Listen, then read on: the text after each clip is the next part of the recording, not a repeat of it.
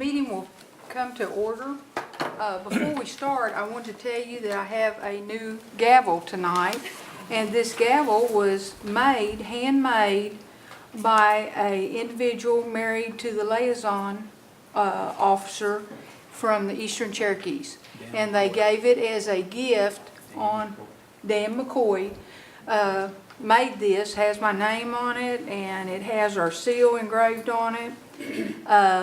Made this because he thought we needed a new gavel, and we did. We don't have a gavel. So I'm going to use it for 3 years, and then we're going to figure out what to do with it then. So I just want to tell you how much I appreciate what he did. Councilor Byrd, could we have you do the invocation? Let us stand. Iva dado lista. Ogi doda galanli hang galan you get sesti there's a dogai. To go you get so we gal na going. Ahani airline when they got start down test guy. Now skia galanli in gastia. Nu doda we sa all start this skia si kovi ega. The geskia son of the geski tuga now skia doji ne doji tuga. Let let's do that. The guest of this skia tonight. Excuse the last guest can you guess line. To tell the hands to go you guess. Let us need the guess. Let the life you guess and go healer. Dear most gracious Heavenly Father, be with us as we prepare the meeting and guide and lead us and make the decisions that we make be for the betterment of the Cherokee people. Guide and lead us and bless our leadership. In Jesus' name we pray. Amen. Shelley, would you call the roll? Jewel Anglin. Here. Jack Baker. Here. Joe Byrd. Honey? Julia Coates. Here. Jody Fishinghawk. Meredith Rayleigh. Here. Janelle Fulbright. Here. Don Garvin. Frankie Hargis. Chuck Hoskin Jr. Here. Tina Glory Jordan. Present. Lee Keener.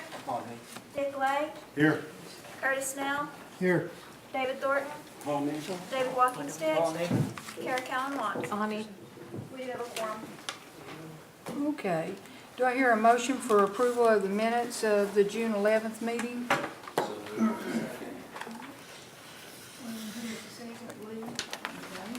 Are there any additions or corrections to those minutes? All those in favor of approval signify by saying aye. Aye. Those in opposition? Ayes have it. I believe we're going to have the State of the Nation tonight by Deputy Chief Joe Crittenden.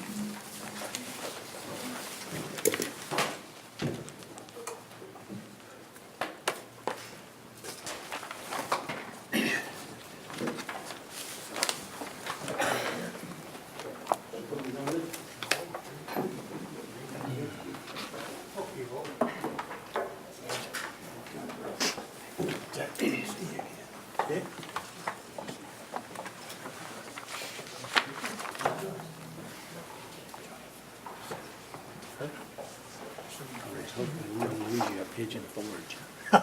Didn't go that way. Janelle.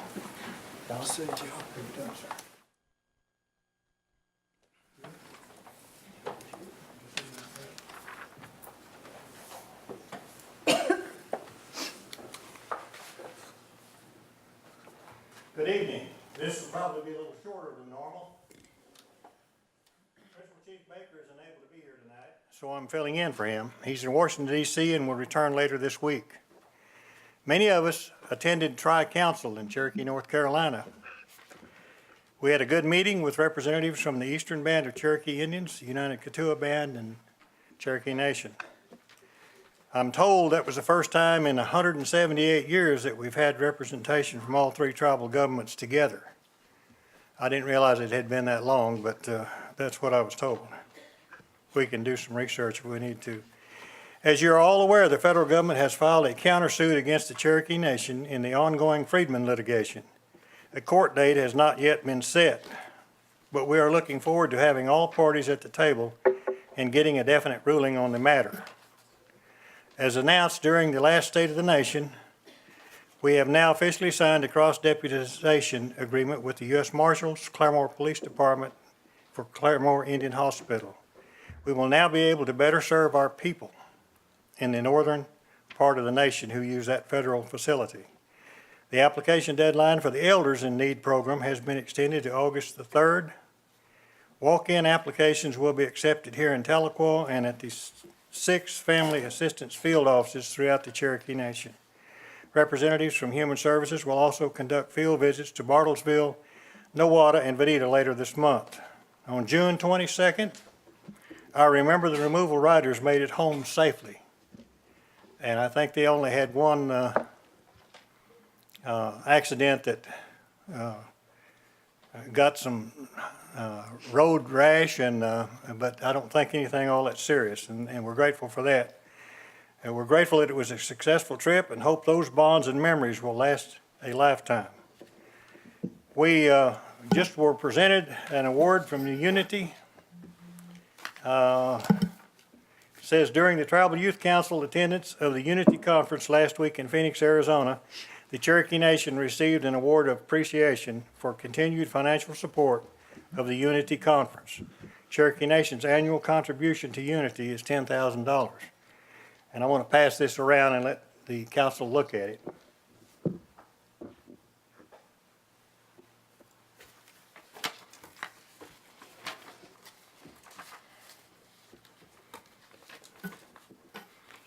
As usual, we usually mention those that we have lost since last council. And the names that I have, first one is Caleb Barnwell of Jay. Next is Rosella Wildcat Hooper, Park Hill, the mother of Cherokee Nation employees Sabrina Washington and Michelle Downing. Billy Poole of Tahlequah, Cherokee Nation employee. Geraldine Turtle, Kansas, Oklahoma, retired Cherokee Nation employee. Mother of Cherokee Nation employees Ella Sands and Michael Turtle. Sister of Cherokee Nation employee Charlene Pickup. And then William Willie, husband of ICW employee Tracy Willie. Does the council have anyone else that'd like to add to this? Yes, David? From Cherokee County, James Elk. Okay. Kara? Hi, from Tahlequah, Tony Glass. Yes, Janelle? From Muskogee, Dr. Fulton Fight. Fulton Fact, okay. Janelle? From Sequoia County, Councilor Garvin's nephew, Benny Garvin, and also our cousin, Garney Christopher, a World War II veteran. What was the name again? Garney, Garney, Christopher, and Benny Garvin. Got it, okay. Anyone else? Yes, Dick? Thank you. Chief Doris Hamill of Washington County, Leonard Nabe of Hominy. Chuck? Lester Gray of Coffeyville, Kansas. Kirk? Yes, thank you. Linda Dry, Delaware County. Rosie Mouse, Delaware County. Meredith? Also full blood in Mays County, Bessie Leach.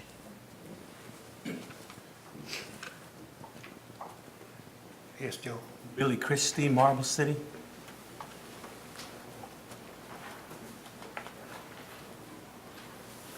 Emelina Lincoln of Stillwell. Emily? Emelina. Emelina? Thank you, Frankie. Yes, ma'am. Amanda Shankles from Halbert. She was part of the Easton family. Anyone else? Goodness, that list got long this time.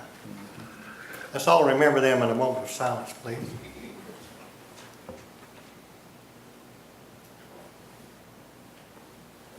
Thank you. Next, we go to recognition of our veterans. And I believe the first one I have here is Leonard Ray Brown. Mr. Brown, would you come down, sir?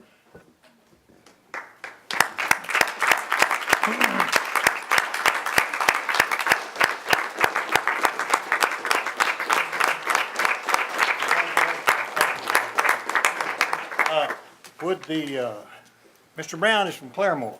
Is that true? Yes. Ms. Watts, would you and the other two like to come down? Buell?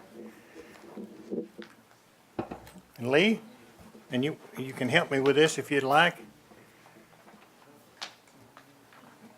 I'm going to read a little bit about Mr. Brown here. Are you okay standing up, sir? Sure. Would you? Okay. Ray Brown was born October the 5th, 1931 in a log cabin on the banks of Shawnee Creek in Craig County, Oklahoma. He was raised by his parents, Burl and May Brown. As an only child, he attended 3 country schools from grades 1 through 8. For his high school years, he attended Sacred Heart Academy in Veneta, Oklahoma. Upon graduation, he attended Oklahoma A&M College, now Oklahoma State University, and attended ROTC. Following graduation, he entered the United States Air Force as a second lieutenant on March the 30th, 1954. He was stationed in San Antonio, Texas for basic training.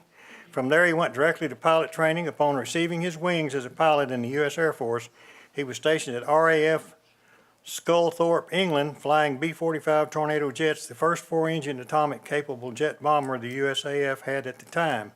After 3 years, he was rotated to Dover Air Force Base, Delaware, flying T-33 jets, the offspring of the F-80, the first single-engine jet.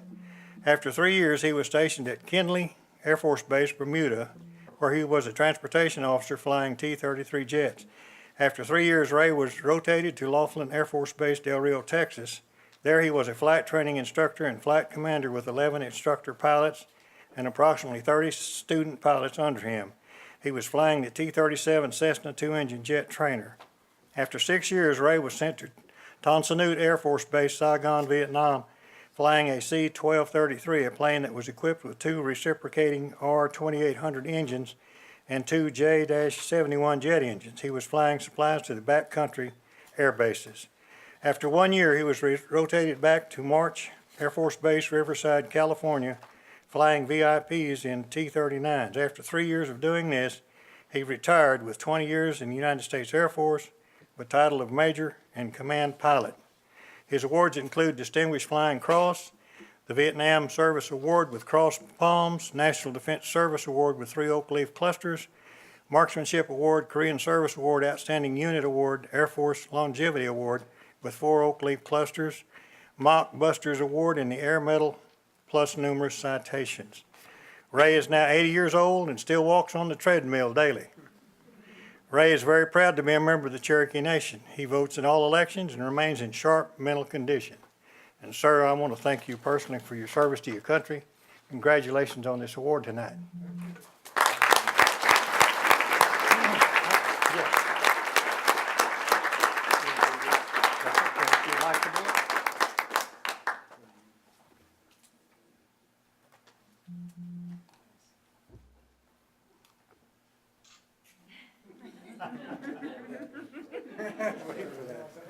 Here's your warrior award, sir. You earned it. Thank you. Thank you very much. And he'll get a brick at the memorial. A brick at the memorial, yes, sir. Would you like to address the audience?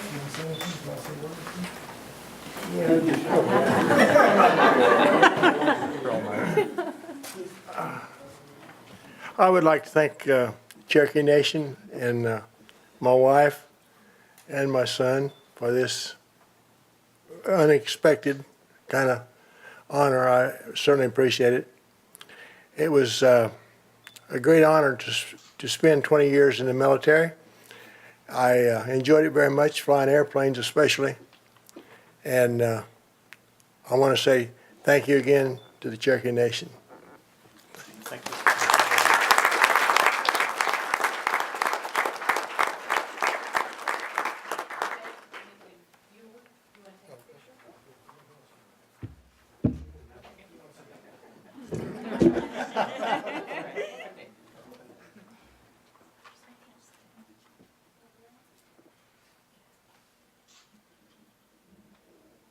Thank you all. You bet. Thank you all.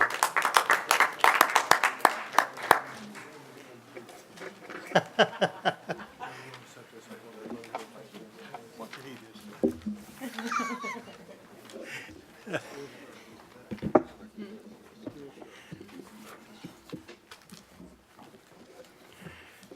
Next, we have a father and son, and I'm going to start, it looks like, the way they've got this set up with the, I believe I'm right, it's the son. And this gentleman is Jody A. Powell. Jody, if you would come down.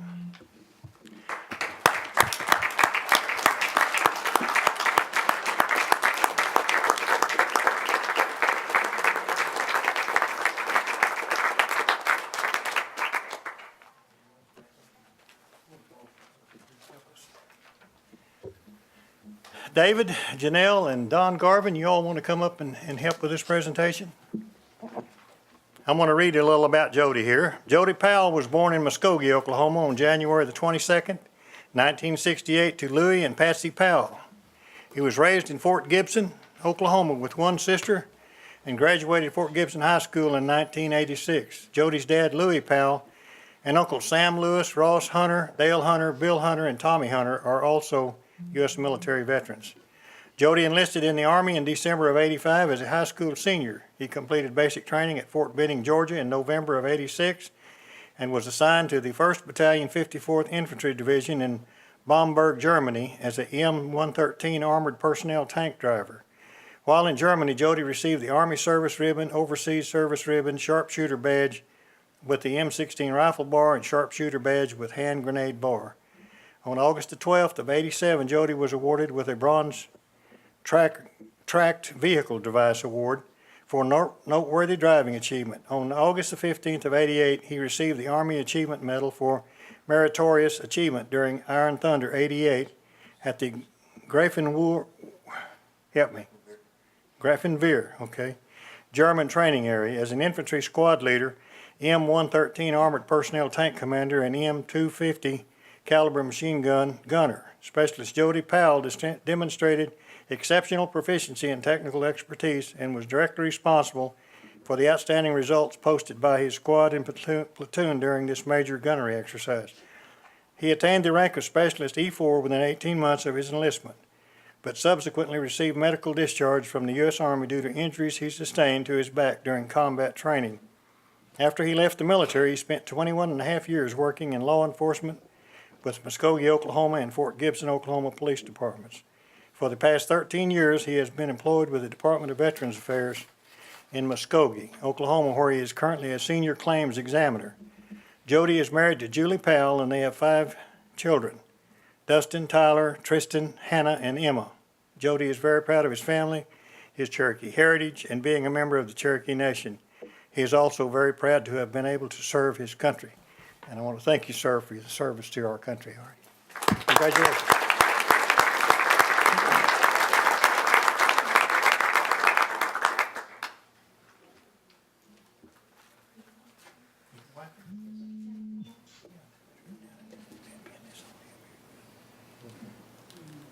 Would Jody's wife come down, please? Does she not want to? Oh, come on now.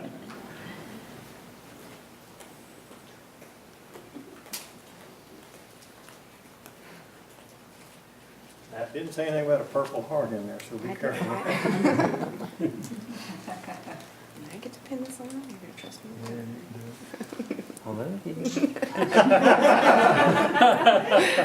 Really smart. There you go. All right. And this is, and you'll get a break at the memorial over there, Jody. Okay. So again, I want to thank you for your service. Congratulate you very much. Thank you. Let's turn around and get a picture.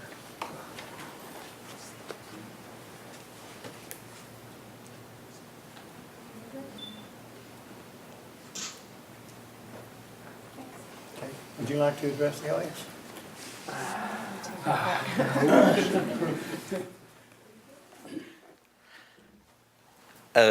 I don't really have a lot to say. That was a tough act to follow, this gentleman before me. I'm proud to be a Cherokee citizen, and I'm proud to have been able to serve my country. And I want to thank the Cherokee Nation for this award.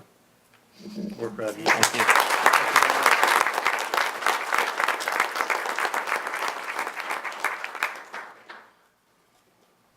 Thank you all very much.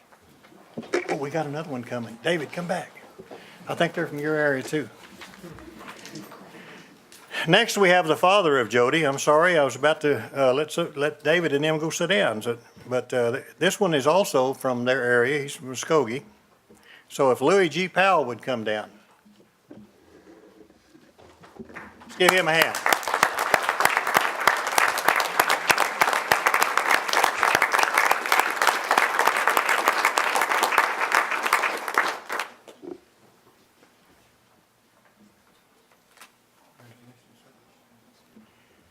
Okay, Louis is shorter than the others. I don't know Did you write this, sir?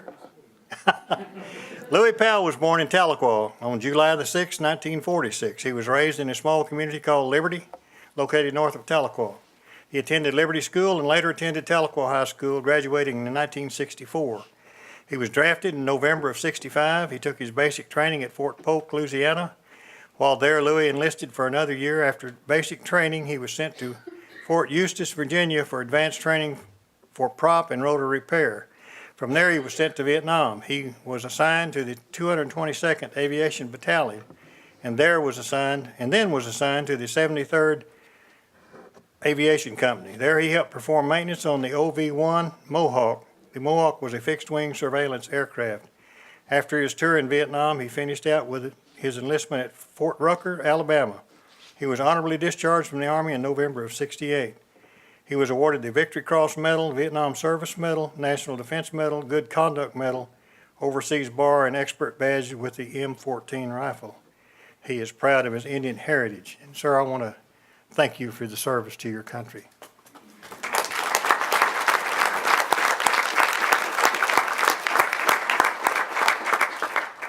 Is your wife here too? Not married, okay. You want to do that?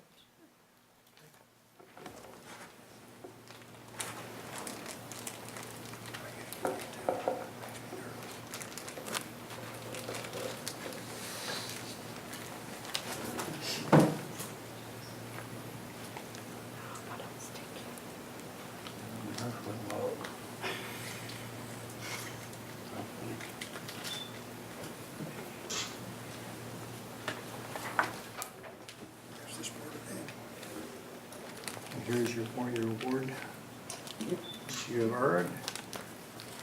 And you'll have a brick placed at the memorial over next door. We're under construction right now. And again, sir, I want to congratulate you. Thank you for your service.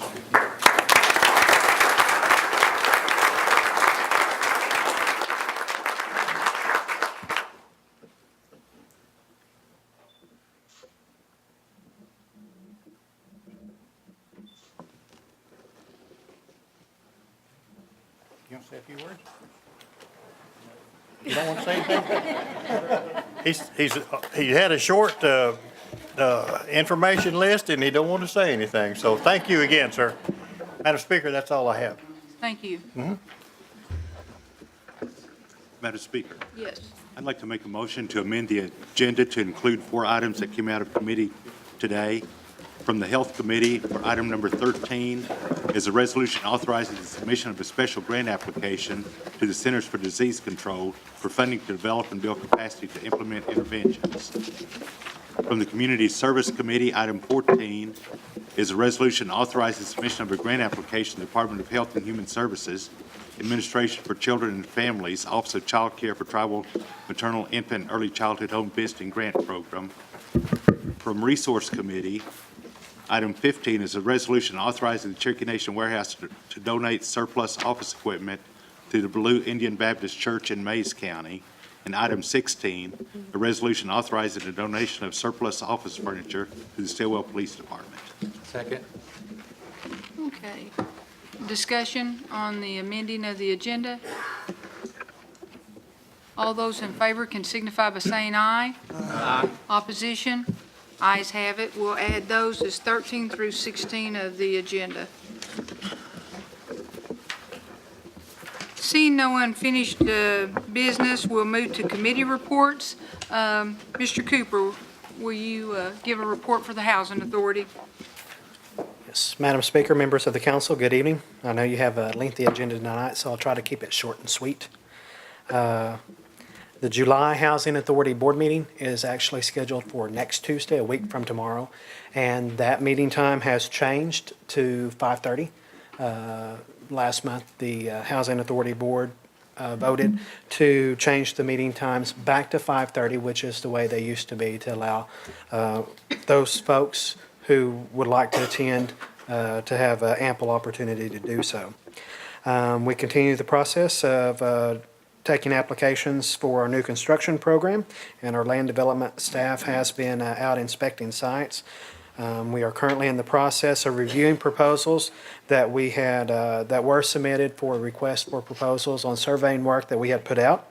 We hope to make a decision on that this week, and it looks like that at least two of those companies were Cherokee Terrell-owned businesses, so I am fairly certain that at least one of those, if not both, will be receiving our surveying work.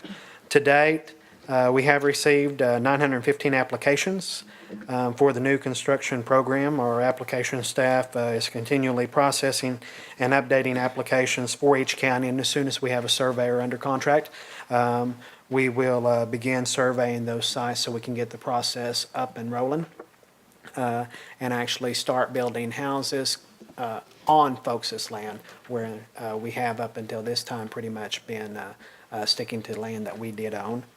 The Rental Assistance Program staff has been busy accepting applications for the College Housing Program, what used to be the Dorm Assistance Program. That application deadline was originally set to end today. However, we did extend that until the end of the month. So if you know of anyone, if you have any constituents who are interested in that program, they do not have to live in the dorms or go to school in the 14 counties to receive assistance. As long as they reside in the 14 counties, they can go to school anywhere across the country, and we'll pay up to a certain dollar amount for their rent.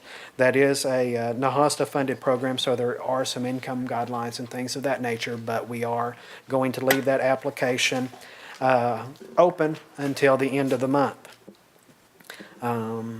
Our Community Shield Insurance Program, which we offer through Amarand, continues to be successful. To date, we have 2,338 applications or participants participating on that program. That is my report for this evening, and if you have any questions, I'll be more than happy to answer those. Questions, comments? Yes, Councilor Watts. Thank you, Madam Speaker. Gary, I just want to thank you and David Sutherland as you transition things and the Claremore staff at the office. We had a homeless situation due to domestic violence and a large family of kids, and you guys have gone out of your way, and I just want to acknowledge that. Thank you. Thank you very much, and we do appreciate that. And anytime you have a situation that arises, I don't care where it's at, just let us know, and we will try to do whatever we can to help. Went out of your way, and we appreciate it. Thank you. Thank you. Thank you, Madam Speaker. Other questions or comments? Okay, Mr. Cooper, thank you. Cherokee Nation Businesses, Sean Slayton. Good evening, Council.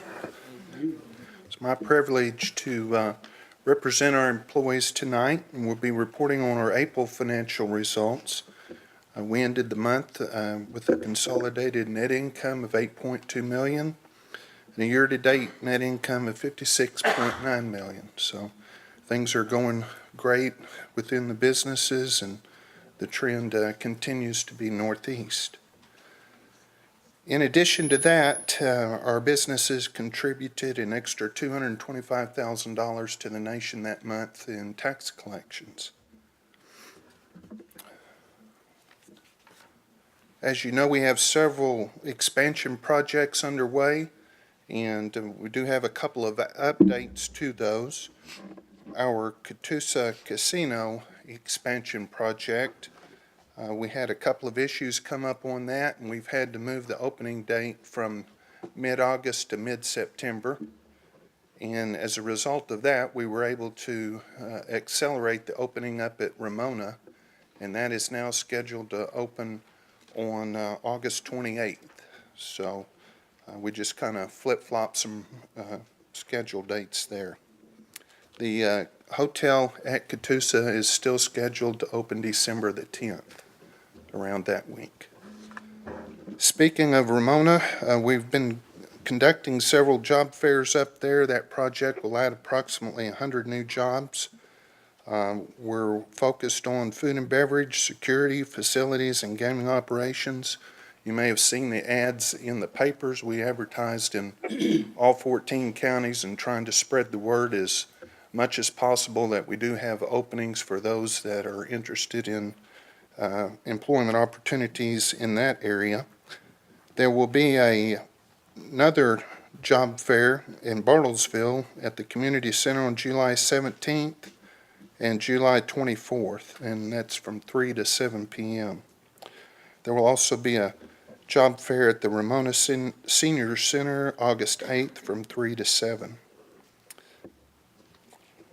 Our employees do a great job out in the communities. They recently volunteered as speakers and mentors in a week-long college prep course for Cherokee college-bound students, and they tutored them and helped them complete questionnaires and several different areas. Our employees also helped with landscaping and cultural products at Cherokee Heritage Center, and they held fundraisers for the American Diabetes Association.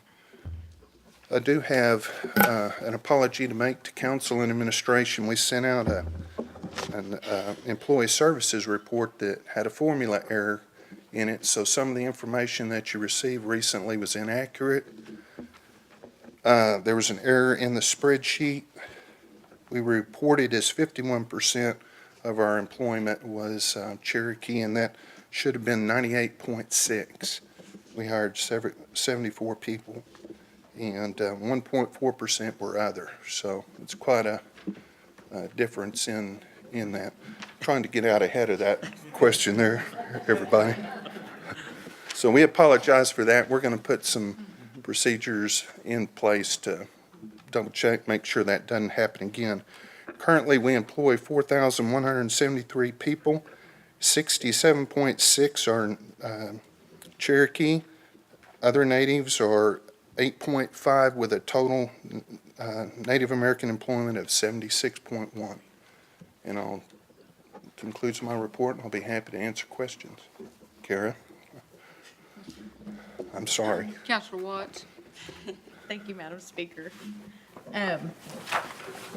On your report, I assume that's page 6 of your employment report that's on hiring practices, line 2. Will you send that to us in writing so that I can get that out to my Yes, readership and make sure that that's clarified? My understanding is they've already submitted amended reports to the council. They should be in your inboxes. Okay. So, When I get to those 200 emails, I'll. yeah. Okay, Sorry so about one more that. question. So there's in the VP and above under Cherokee businesses, it says there's 23 total employees that are vice president and above with a 56.5% Cherokee employment. Do those 23 then include the board members, or do you really have 23 vice presidents and above in Cherokee Nation businesses? I'll have to check what that's consolidating there. I think that means a total combined. Would you help me understand in writing if that includes Yes. the board or not? Thank you. You're welcome. Thank you, Madam Speaker. Other questions or discussion? Just one comment, Madam Speaker. Sean, we just returned from North Carolina, and the hospitality there is just, it's hard to describe. So when they come here in 2013, and we're going to host that, we're going to be dependent on you quite a bit to help us host these people, because they did an outstanding job. It was just hard to imagine how anybody could be so hospitable the way they treated us there. Our employees will be up to that challenge. I know they will. Thank you. Any other questions or comments? Okay, Sean. Thank you. Thank you. Seeing no old business, we'll move into the new business coming out of the Community Services Committee. Mr. Thornton, would you care to take that first resolution? This resolution authorizes submission of a grant application for youth shelter services by the Department of Children, Youth, and Family Services to the U.S. Family and Youth Services Bureau Runaway and Homeless Youth Program. And I'm going to move that we pass this. And a second by Frankie. Okay. Any comments or questions? Yes, Mr. Watkins. Yes. We'll add Mr. Walking Stick as a sponsor, shall we? Any other questions or comments? Okay, I'll just call for a voice vote on that. All in favor can signify by saying aye. Aye. All in opposition? Believe the ayes have it. Okay. Mr. Snell, would you take the second one? 12081? 081. Community Services.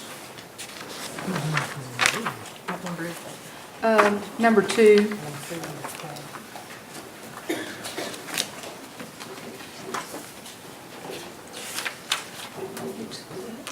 Kenwood Water District.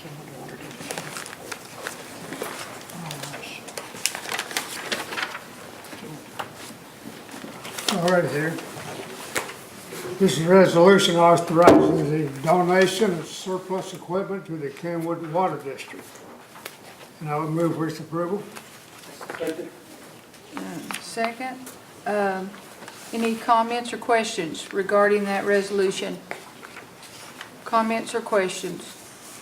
We'll take a voice vote. All in favor can signify by saying aye. Aye. In opposition? Ayes have it. Okay.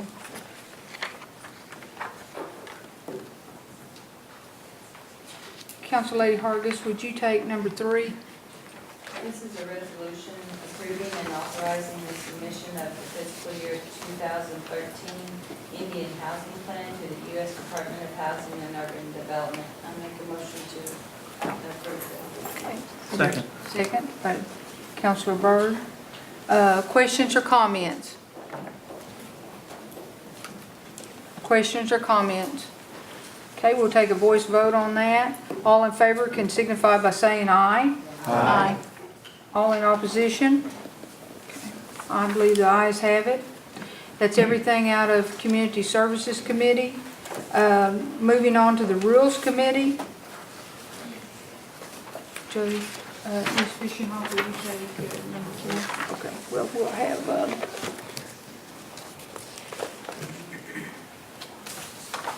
you want to take number 4?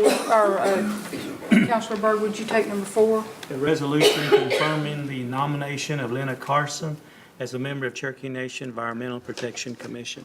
I put that in form of a motion. Okay. Second, okay. Is Ms. Carson here tonight? Okay. Ms. Carson, well, first, let's see if we have any comments or questions. Okay. Ms. Carson, would you move up to the podium, please?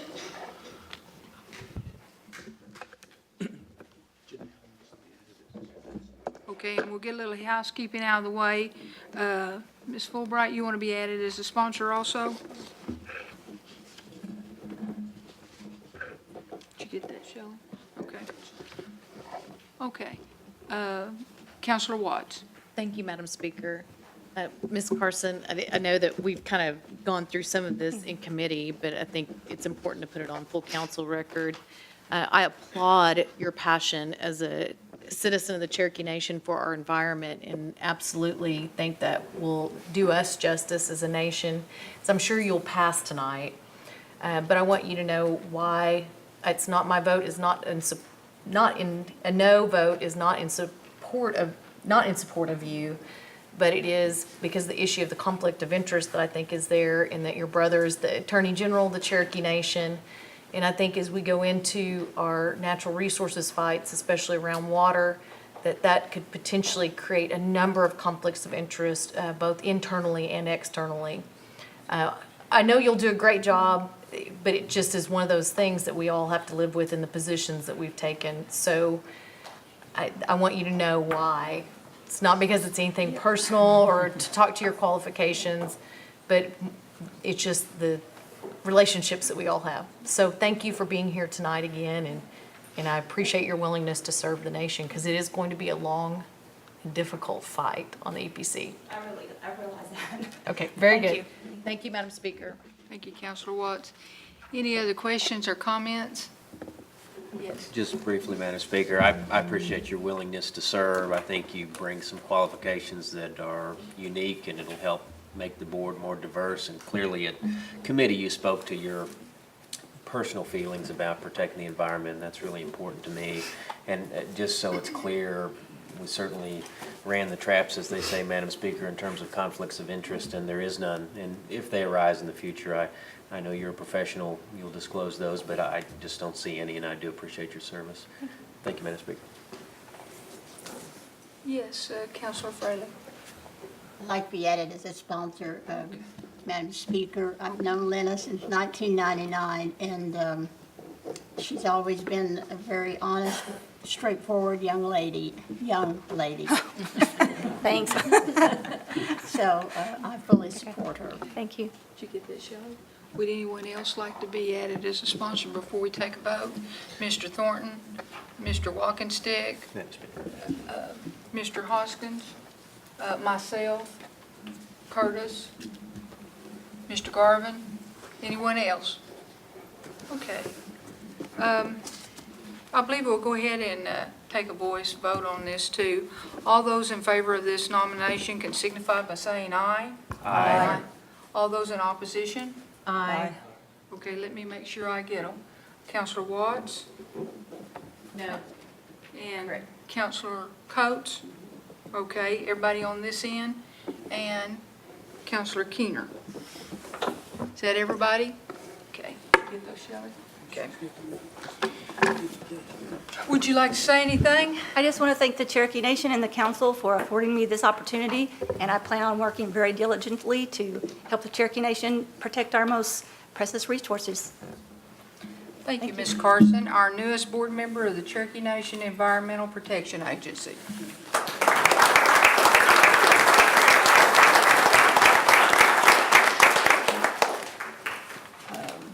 Mr. Hoskins, I'm going to let you take number 5. Certainly, Madam Speaker. Madam Speaker, item number 5 is a resolution confirming the nomination of Linda O'Leary as registrar for the Cherokee Nation Registration Committee. And Madam Speaker, it's with pride that I sponsor this resolution along with a number of my colleagues. Ms. O'Leary will make a fine registrar. If you look at her background, you see that she possesses a mix of public service, which I find to be important, and she's worked in the private sector. And we're talking about managing one of our most important, if not the most important, department in our government. And she's certainly up to the task, and I appreciate that she stepped forward to take this position. So with that, Madam Speaker, I'd move for its approval. Okay. Second, by Ms. Hargis. Ms. O'Leary is here. Is there questions or comments? Okay. I just have one question that I asked in committee. Okay, we'll have Ms. O'Leary come to the podium, and we'll start with Council Lady Fraley. Thanks for being here this evening, Linda. Thank you. We said in committee, one of the questions, most frequent questions I receive is why does it take so long to process my application for registration? And I asked your plan for that. And secondly, I just talked to a lady out in the hallway, and she said she believed that you would stand up for her.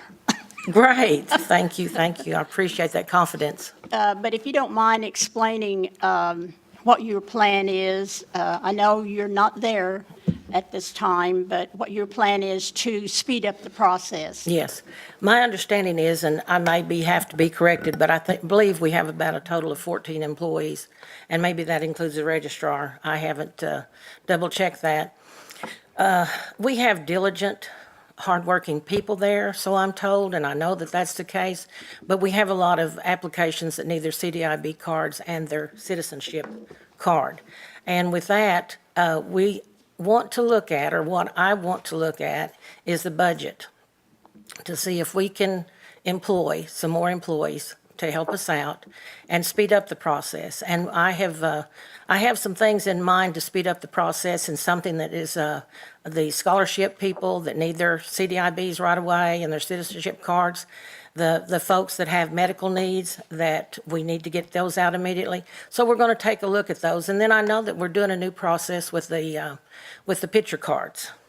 And so we'll have to take a look at that and see how that process speeds along. And I'm not sure, I've heard rumor, and it is rumor, that we may start with the photo cards with the employees first.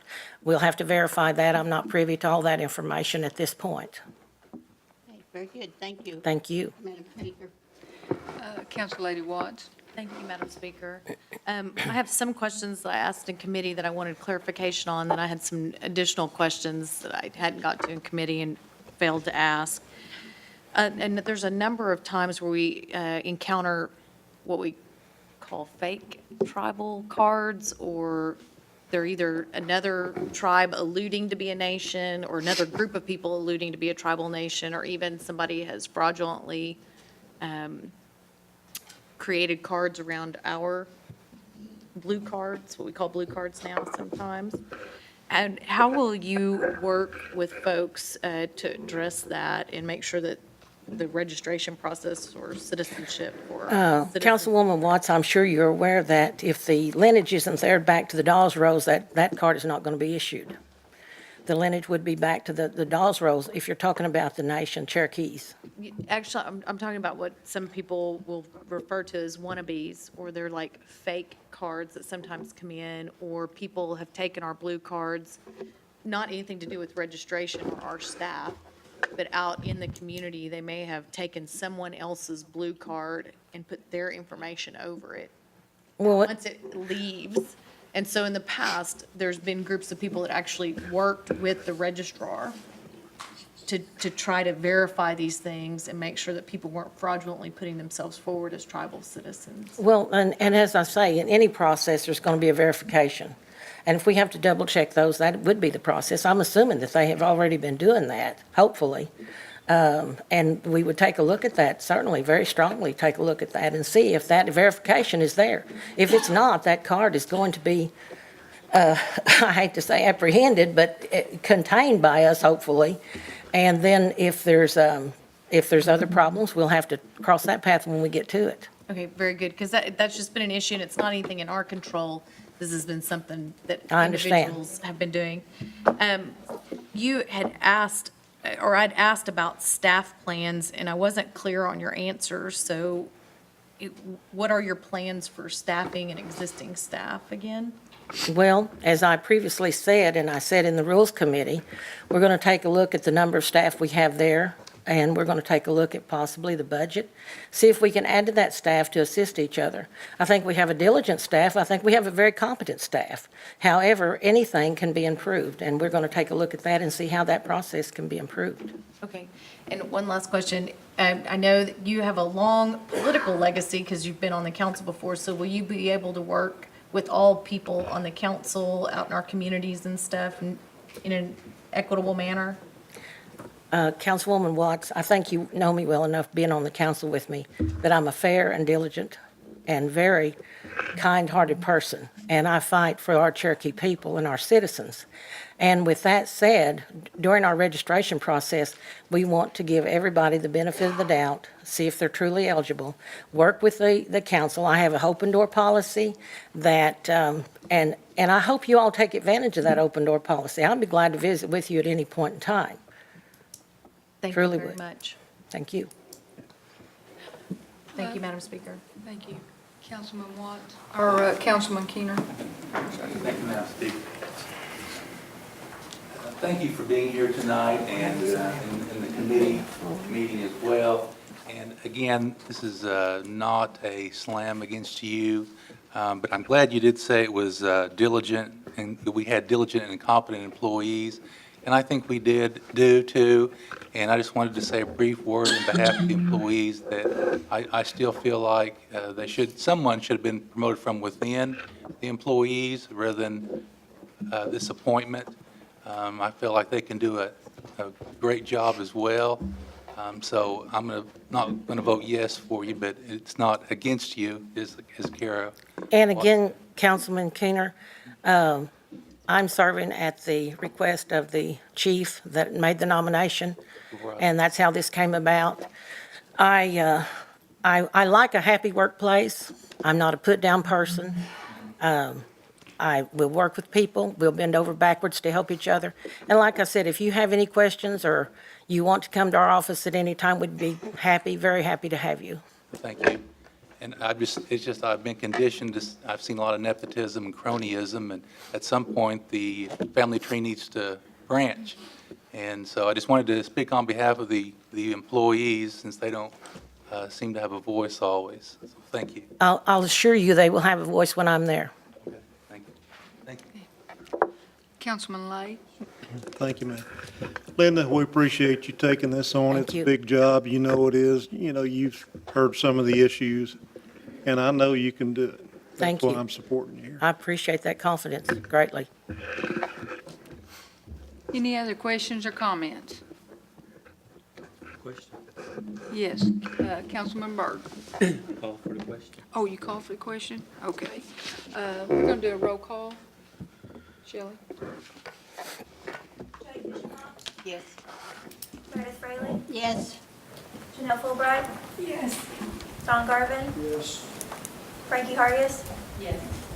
Chuck Hoskin Jr., Yes. Tina Glory Jordan, Yes. Lee Keener, No. Dick Lay, Yes. Curtis Snell, Yes. David Thornton, Yes. David Walkingston. Yes. Kara Cowan Watts, No. Bill Anglin, No. Jack Baker, Yes. Joe Byrd, Yes. Julia Coates. No.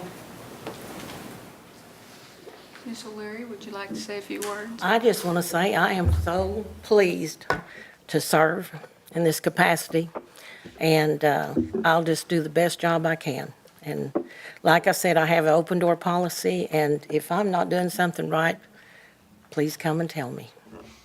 And I'm very proud to serve. I would like to introduce Linda O'Leary as our newest registrar for the Cherokee Nation. Thank you. Thank you. Thank you very much.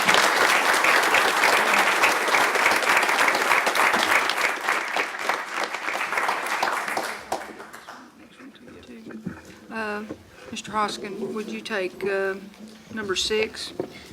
Certainly, Madam Speaker. Madam Speaker, 93 Chevy ambulance is less weighty than the registrar, but to the people of Craig County, this is important. This is a resolution authorizing the Cherokee Nation Marshal Service to donate a 1993 Chevrolet ambulance to the Craig County Emergency Management Department. And Madam Speaker, it was not feasible for the Marshal Service to sell this, not cost-effective, if you will, but Craig County will put this to use as a mobile command unit, and it'll be a great help to the community. So with that, I move for its approval. Okay, and is there a second? Second. Second by Councilman Byrd. Comments or questions? I'd like to be added as a sponsor since Okay. you jumped on mine. Okay. Anybody else would like to be added as a sponsor? I accept, ma'am. Okay. Mr. Lay? Anybody else? Mr. Snell? Okay. Ms. Hargis? Anybody else? Okay. All those in favor of this resolution can signify by saying aye. Aye. All those opposed? Ayes have it. Ms. Hargis, I'm going to have you take number 7. This is an act amending Legislative Act 11-10 relating to creation of jobs growth, adding language to assigned seat designations. I'll make a motion to approve. Okay, and is there a second? Second. Mr. Snell, are there comments or questions? Madam Speaker, Yes. for whatever reason, I did not recognize, they all expire at the same time. Were they supposed to all expire at the same time, or were they supposed to be staggered? I believe they were all appointed at the same time, so I am assuming they all expire at the same time. Okay, thank you for Okay. the clarification. Clarification Yes. too. On seat 11, it says expire 9/30/11. Does that be 14? Or Let's correct that. Oh, wait just a second. No, I don't think it is a correction. He is a holdover. Yeah, he has expired, but he is holding over in that position. I'm sorry. Just a clarification. Any other questions or comments? Okay, all those in favor, well, let's see, this is an act, so we'll do roll call. Jack Baker, Yes. Joe Berg, Yes. Julia Coates, Yes. Jody Fishingham. Yes. Meredith Fraley, Yes. Mel Fulbright, Yes. Don Garvin, Yes. Frankie Hargis, Yes. Chuck Hoskin Jr., Yes. Tina Glory Jordan, Yes. Lee Keener, No. Dick Lay, Yes. Curtis Snell, Yes. David Thornton, Yes. David Walkenstead. Kara Cowan Watts, Yes. Bill Anglin. Yes. We have 16 yes and 1 no. Okay, the act passes then. Ms. Watts, I'm going to have you take number 8. Thank you, Madam Speaker.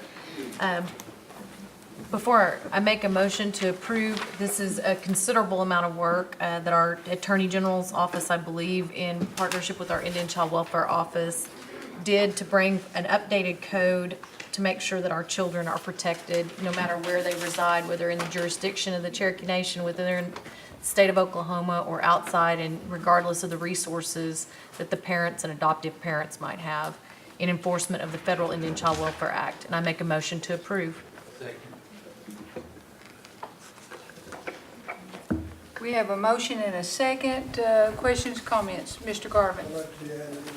Okay. Mr. Garvin, and would anybody else? Ms. Fraley? Would everybody like to be added to this? Okay. So add everyone. By acclamation? Yes. All those in favor signify by saying aye. Aye. Ayes have it. That's number 8. 9. We're moving to 9. Let's see, Mr. Hoskins, I'll have you take that. Thank you, Madam Speaker. Madam Speaker, this is a legislative act amending our current Sunshine Act nepotism law, defining the acceptable parameters for employment contracting, amending Title 28 ethics, and adding new sections to the Cherokee Nation Code annotated. With that, I move for its approval. Second. Okay, Mr. Lay seconded. Questions or comments? Madam Speaker? Yes. I have passed out amendments. I would like to make a motion to amend. It's in blue and red. So the red are the amendments that were being brought forward tonight, and the changes I'm requesting are in blue. So as an overview, it would include the housing authority. Are you making this as a motion? As a motion to amend. Okay, is there a second? Second. Okay. Now, discussion. Go ahead. Thank you. So this would clarify to include the housing authority, since they're completely funded by money received from the Cherokee Nation, as well as make sure and clarify that it includes all contracts for first-degree relatives and relationships dealing with elected officials. Oh, and also it would require that all disclosures be placed and archived on the website at cherokee.org and be done in a quarterly format, in a standard format as well, because the original Sunshine Act, and I know that when Meredith Fraley was speaker, she had put forward a form, but other than that form, there's been no standard form for disclosures. And it's obvious to me that the Cherokee Phoenix and people who've been asking cannot determine at this time in a good way or an easy fashion for transparency's sake who's related to who in terms of employment as well as contracting. And I think that is misfortunate for our people, and we should correct that. And if we don't amend it further, it won't go far enough in transparency. Thank you, Madam Speaker. Other comments? Ms. Coates? I'm going to support this amendment. I think that the way that this this proposed legislation is written in its present form, without the amendment, we have some clear attempts to protect some relatives of some counselors while not doing the same for other counselors. So there's an inequity to it in my estimation. And I'm specifically speaking to the line about individual employment contracts are exempt from this provision. If subcontractors to contractors of the Cherokee Nation are subject to this, then it seems to me that the same principle would apply to individual contracts that the Cherokee Nation has, or contracts that the Cherokee Nation has with individuals who are then contracting with other individuals in an employment sort of capacity. I don't really see what the difference is in principle. And so for this one line that you know, quite frankly and quite blatantly, I think exempts some relatives of counselors while applying to other relatives of counselors is inequitable, and I just can't support that kind of a principle. Thank you. Any questions or comments? This is an amendment. Voting yes will pass the amendment. Voting no will leave the motion on the floor that we're already considering. I think we'll do a roll call. Chuck Hoskin Jr., No. Hannah Gloria Jordan, No. Lee Keener, Yes. Dick Legg, Nope. Curtis Snell, No. David Thornton, No.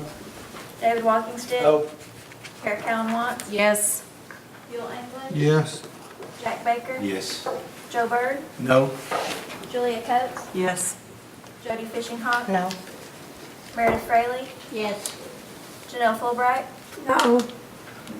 Don Garvin, Yes. Frankie Hargis. No.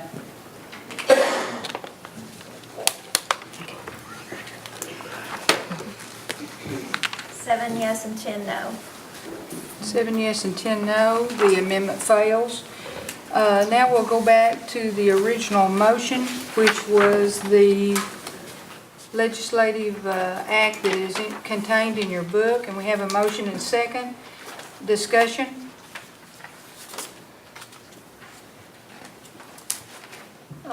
Hearing no discussion, we'll go ahead and we'll do a roll call because it's... Madam Speaker, before we vote, would you clarify the rationale where I know I will be abstaining.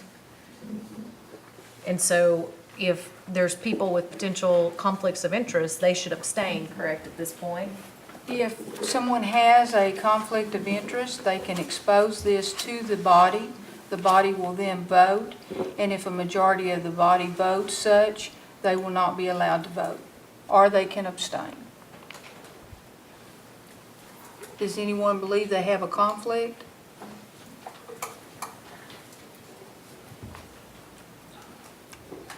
Mr. Thornton? Do you have to state your conflict? We can't really vote. Huh? We've always just abstained. Okay. I'm not real sure what Counselor Watts is referring to, so I don't really know. Well, the Sunshine Act requires 4 degrees of consanguinity for relationships and contracting. So this language is not very clear. I know I've been very open about my Wyandotte husband who has a Tulsa Pure Drilling, which is a construction company, but it is only labor. There is no contracting in that sense. But I'm going to abstain to be on the cautious side to make sure that but I understand there's some people that may even work for subcontractors that are on council. We've got people in the chief's office that are first degree relatives. I mean, I would think that those folks would abstain. But that's up to them. We're all adults, so. Okay. Is there any other questions or comments? You can vote yes, you can vote no, or you can abstain. And we'll do this by roll call. Janelle Fulbright, Yes. Don Garvin, No. Frankie Hargis, Yes. Chuck Hoskin Jr., Yes. Hannah Gloria Jordan, Yes. Lee Keener, No. Dick Legg, Yes. Curtis Snell, I abstain. David Thornton, Abstain. David Walkenstick, Kara Callan Watts, Abstain. Bill Anglin, No. Jack Baker, No. Joe Byrd, Yes. Julia Coates, No. Jody Fishinghawk, Yes. Meredith Fraley. No.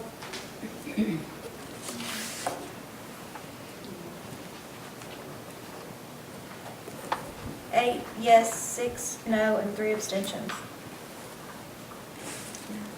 The act would pass then and will become law upon signature of the, Madam Speaker, a point of order, would that be, shouldn't that be 9 of the 17? Because it should be a simple majority of those present. the And the abstentions are effectively no's. I can ask for a clarification, but my ruling is that it passed. We have our council attorney here. It was 8, 6, is that right, Shelley? And 3 abstentions.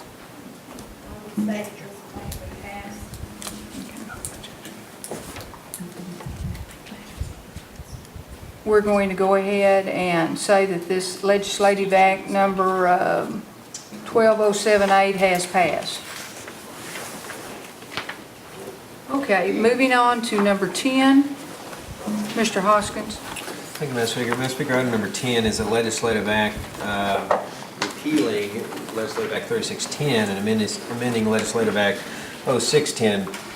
This is a redistricting act, Madam Speaker, and it's important to remember why we're here. We passed a statute a few years ago which set forth 5 districts. We were under essentially a court order to do so, but we also said that we shall redistrict to 15 districts by August the 1st. We will have met that deadline if this passes tonight. I certainly encourage its passage, and with that, I move for its approval. Second by Mr. Walkenstick. Questions or comments? Madam Speaker? Yes. Ms. Watts. In front of you, I passed it out at committee earlier, so you would have some time to review it and tried to talk with as many of you as possible individually, but then I also left it on your desk. I would like to replace the legislation with the following amendments, and then the map. There's some rationale and reasoning on why the current map and legislation is unconstitutional, and then on page 7 of the packet I put in front of you, replace Exhibit A with the attached map on page 7. And I make that in a form of a motion. Okay. So yours is a motion on the Yes. handout? To amend the legislation as follows, including Exhibit A. Okay. Page 1's the amendments, and page 7 is the replaced map on Exhibit A. Okay. And is there a second? Councilman Anglin seconded. Anglin? Okay, now we're talking about the amendment proposed by Councilor Watts and seconded by Councilor Anglin. It's your handout dated July 16th. Discussion. Madam Speaker, may I? Yes, Ms. Watts. Thank you.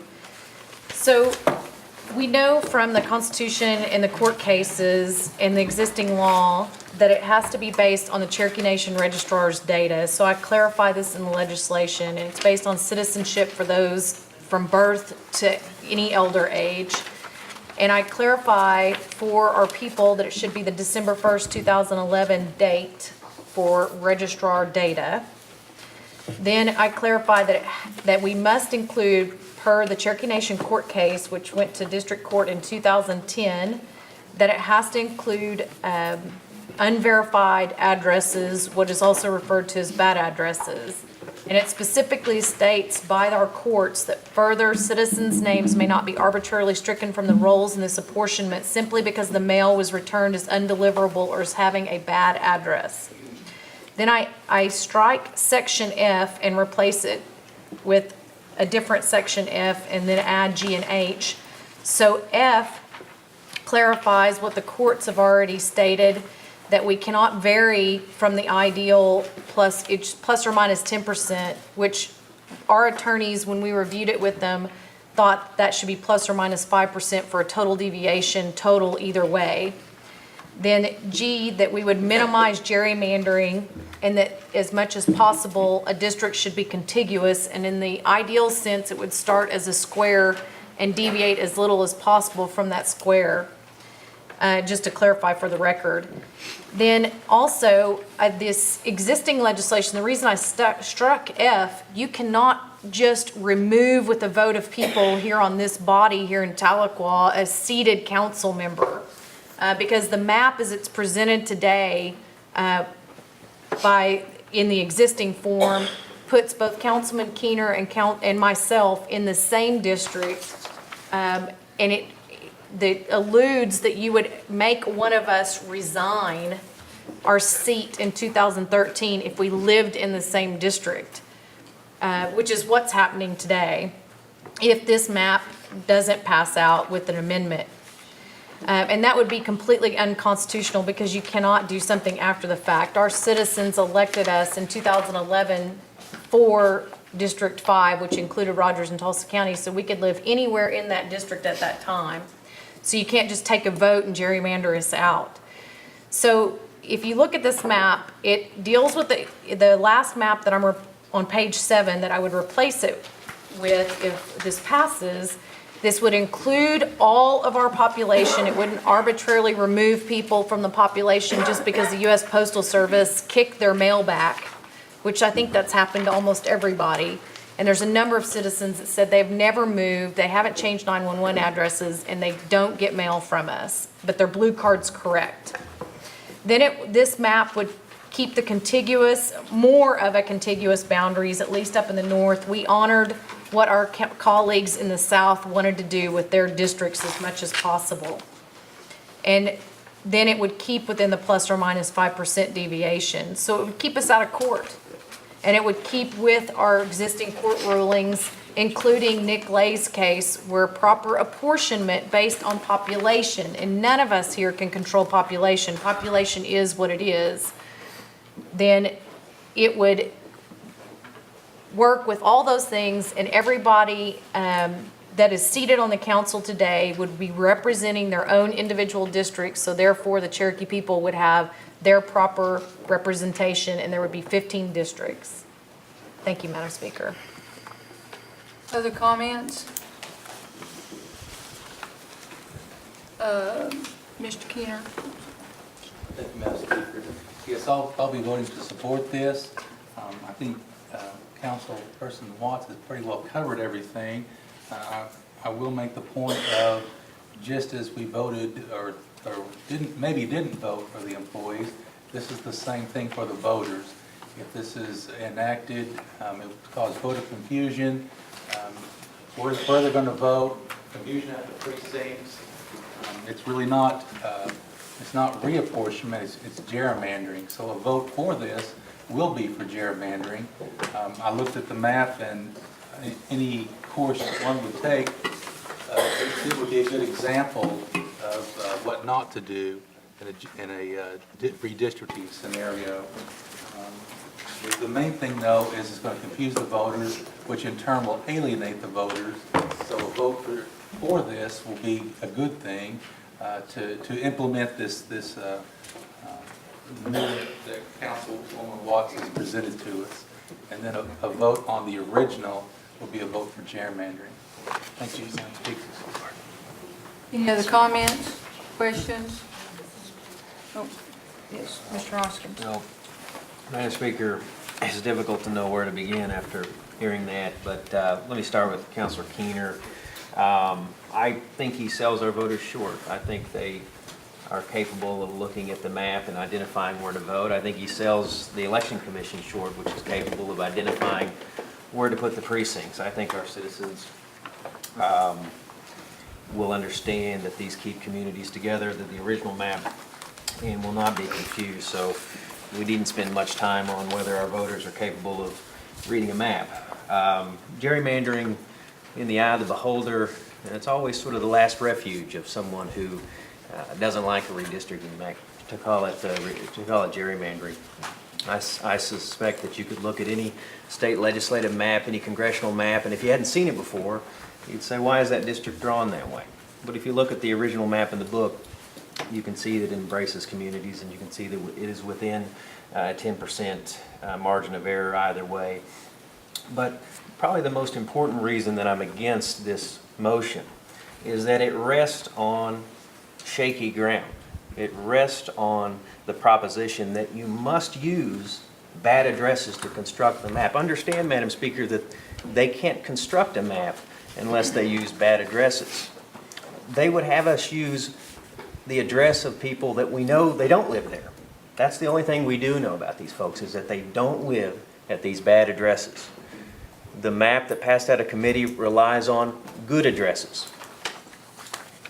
It is a very simple proposition. Do you craft districts based on the best data? And that's what the map that passed out of committee does. Do you base a map based on good addresses? Madam Speaker, if you accept that proposition, then you have to be against this motion. Because this motion rests, it hinges, Madam Speaker, on the use of bad addresses, on the use of data that on its face is bad.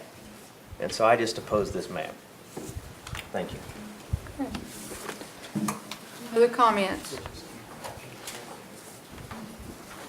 Call for a question. Okay. We'll do this by roll call. This is the amendment that Ms. Watts proposes. A yes vote would substitute her amendment for the one that passed out of committee. And the legislation. And the accompanying legislation. Point of order. Yes is for Mrs. Watts' map. Yes is for Mrs. Watts' amendment. No is, we go back to the original motion that was put on the floor by Councilman Hoskins. All minds clear? Okay. Shelley? Joe Byrd, No. Julia Coates, Yes. Jody Fishing-Hawk, No. Meredith Fraley, Yes. Chanel Fulbright, No. Don Garvin, Yes. Frankie Hargis. No. Chuck Hoskin Jr., No. Tanya Bory Jordan, No. Lee Keener, Yes. Dick Lay, Nope. Curtis Snell, Nope. David Thornton, No. David Walkingstick, No. Kara Cowan Watts, Yes. Bill England, Yes. Jack Baker. Yes.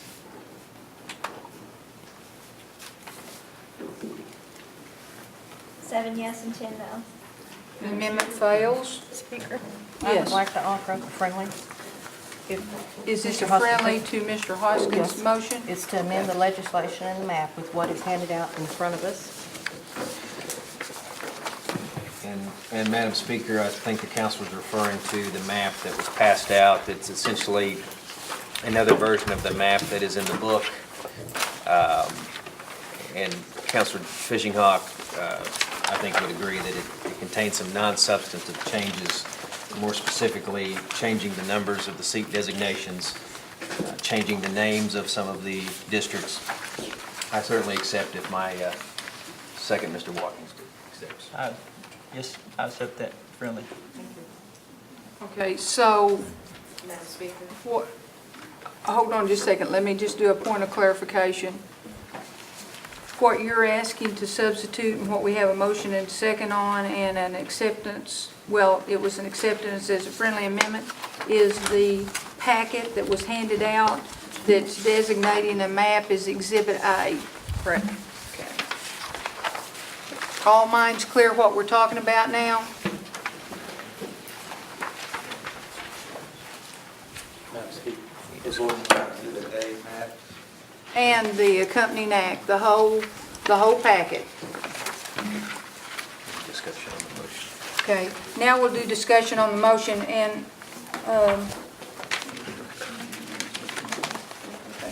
okay. All right, now we'll accept discussion on the motion with the amendment. Ms. Coates?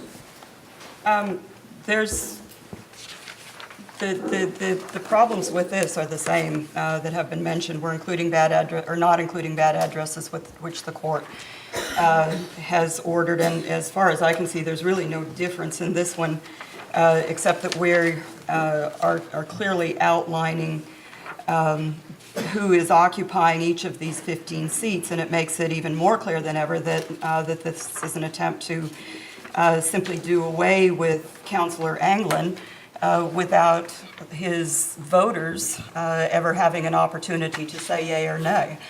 And there's really nothing different about this map, so I'm not quite sure why we're amending anything simply to name the people. That's really the only difference I can see of any substance in this whole thing. So I think it's a little disingenuous to act as though this is something, some kind of an amendment of any sort, when it really isn't.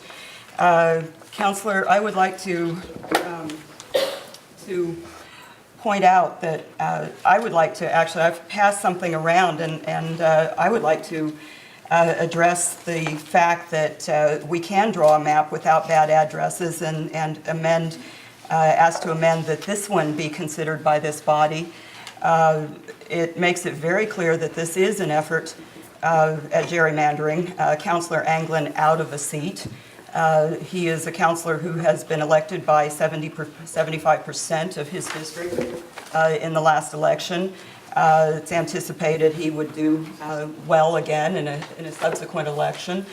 And to end up in a situation where he's not even allowed to run again is when there is a possibility to draw this map differently. I vehemently disagree with Councilor Hoskins' statement that we can't do this except by bringing in bad addresses. We absolutely can.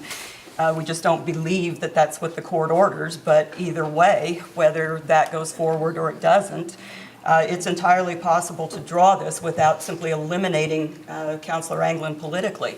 If that's the will of his constituents, then let them say that next year in 2013, but do not let this body say that that's not the case, because he, you know, given the percentages, I think he very accurately represents the policy position that people in his district take, that he serves them well, that they seem to feel that.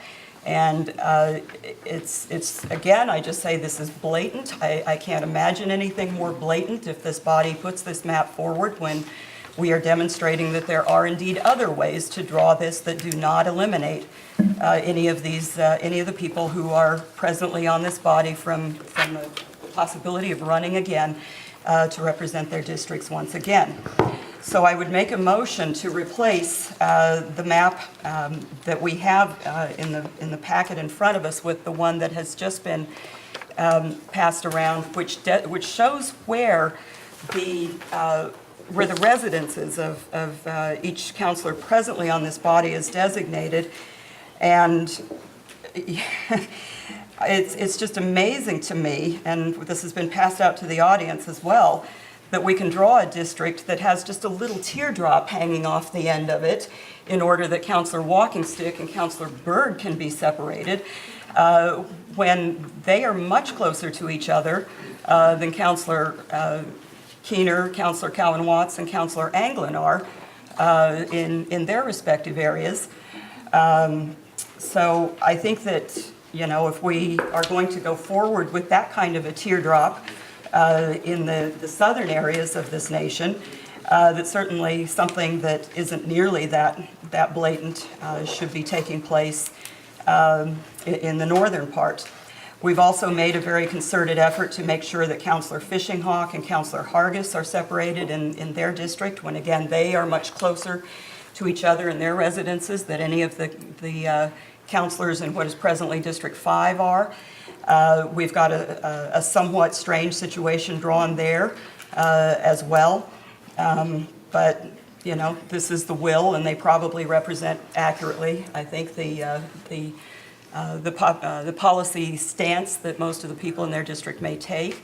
So if that's fair in the southern areas, then we should allow for that to be fair in the northern areas as well, for the people to be represented by people that they have put in office, not to have this body eliminating the people that they have put in office by its vote. And again, we have clearly shown that whether you include the bad addresses or you don't include the bad addresses, it can be done to draw a map that does not just eliminate Counselor Anglin. Second.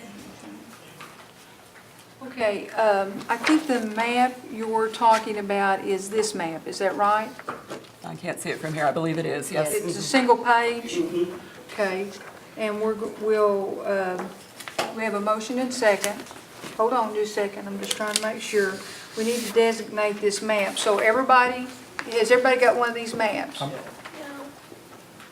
Oh, well, you don't need one right now. Here. Madam Chairman, I'm a little confused. We've got so many maps up Okay. here now, I don't know. This map has a 7/13/12 date at the bottom. It's this map right here. By itself. It's by itself, it has no legislation with it.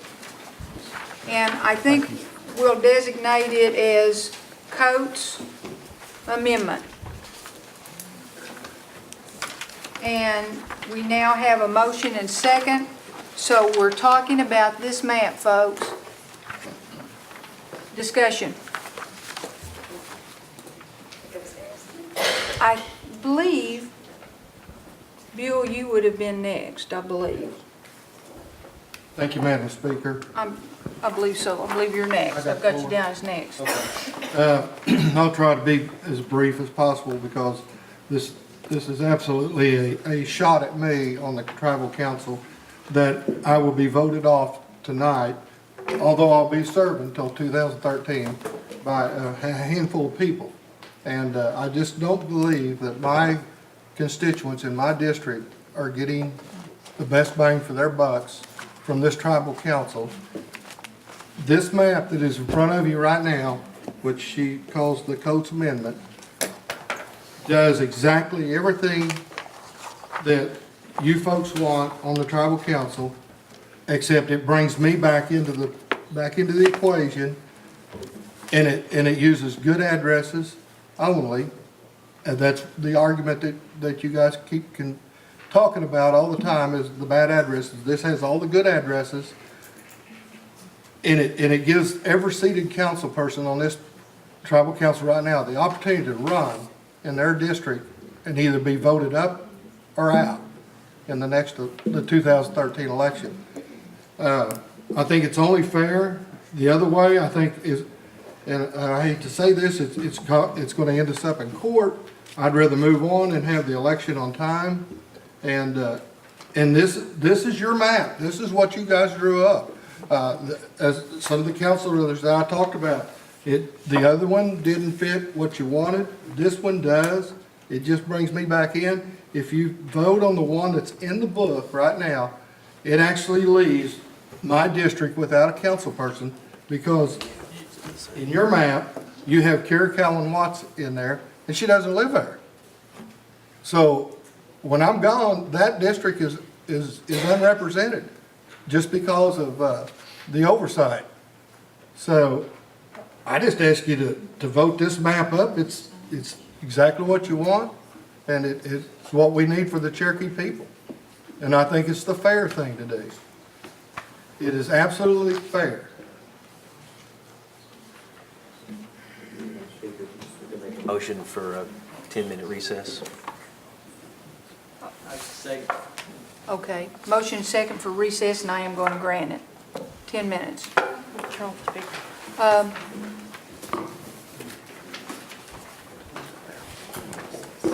Yeah. Take a vote?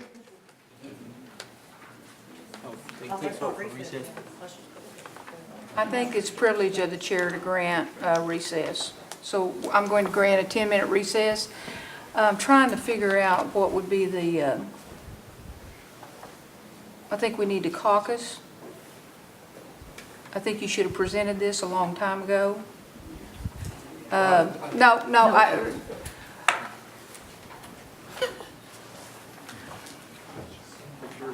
Well, I know it's my call to recess. Why don't you all stretch your legs?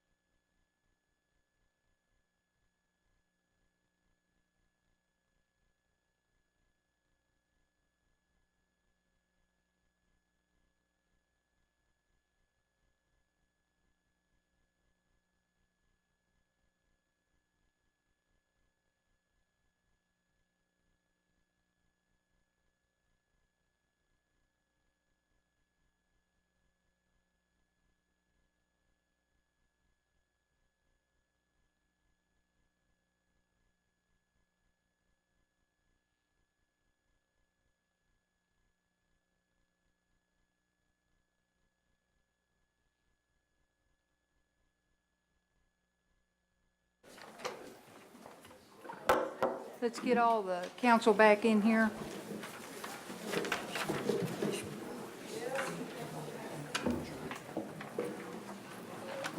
Who do we not have? Chuck? Got everybody? Would you make an announcement out in the, last one in, make an announcement? Okay. Let's see. I believe where we left off was what we're calling the Coates Amendment was being discussed when we took a few minutes break. We have a motion and second on the Coates Amendment. It's this single map that was presented to you tonight. Everybody, all minds clear what we're discussing? Let's see. Had we had discussion before the break? Okay. I'll take a limited amount of discussion. Ms. Watts. Thank you, Madam Speaker. I actually don't think I'd let you talk to this amendment yet, had I? Right, I was actually on the list for the main motion still, so, but I'll go ahead and, so this map, calling the Coates Amendment, is essentially Councilwoman Fishing Hawk's map, but it just pulls over and allows for me to represent District 10, which would be Ottawa, Northern Delaware County, and the middle part of Mays, and a little part of Rogers County, so that effective with the 2013 election, everybody would have representation. So what I'm wondering is, on the amendments that were passed out, we would need to then, well, I need to speak, I was in order to speak to the main motion with the amended legislation that was accepted as a friendly amendment, so may I reserve the rest of my time for when we get to the main motion? We're not on time. I'll let you talk at the next, when we get past this. Okay, so that's Yeah, I my don't- only discussion pertaining to this map, is it's really the same thing with no bad addresses included or unverifiable addresses, and it just pulls over to allow me the honor of representing District 10. Mr. Walkingstick, I'd like to call for the question.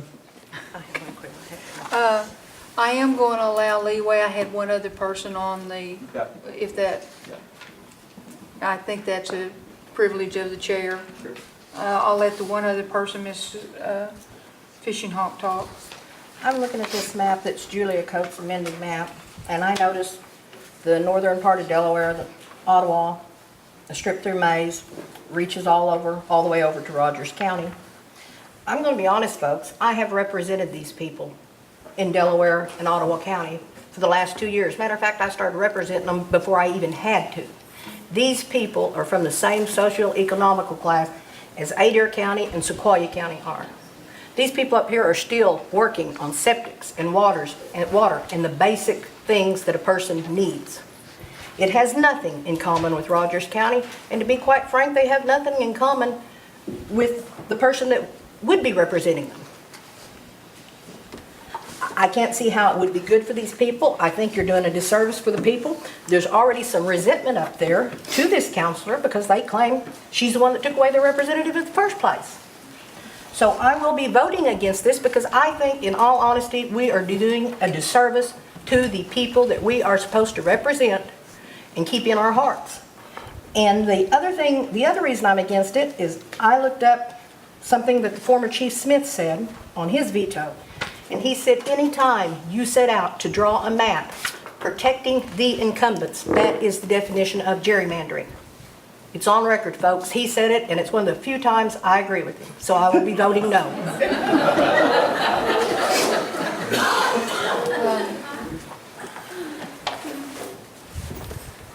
I had you had made a motion calling for the question. Yeah, I'd call for the question. Okay.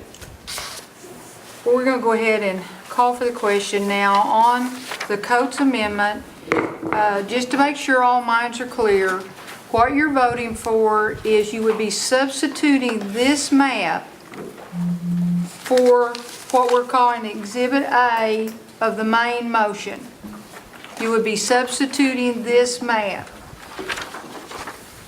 All minds clear what we're voting on? A yes will substitute, a no will preserve the packet and go back to the original discussion. Let's do a roll call.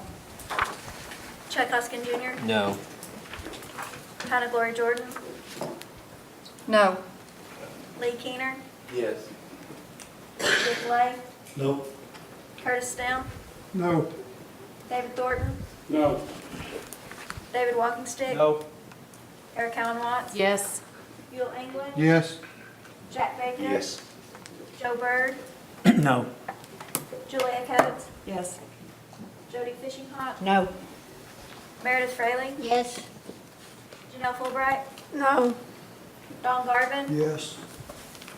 Frankie Harkis. No.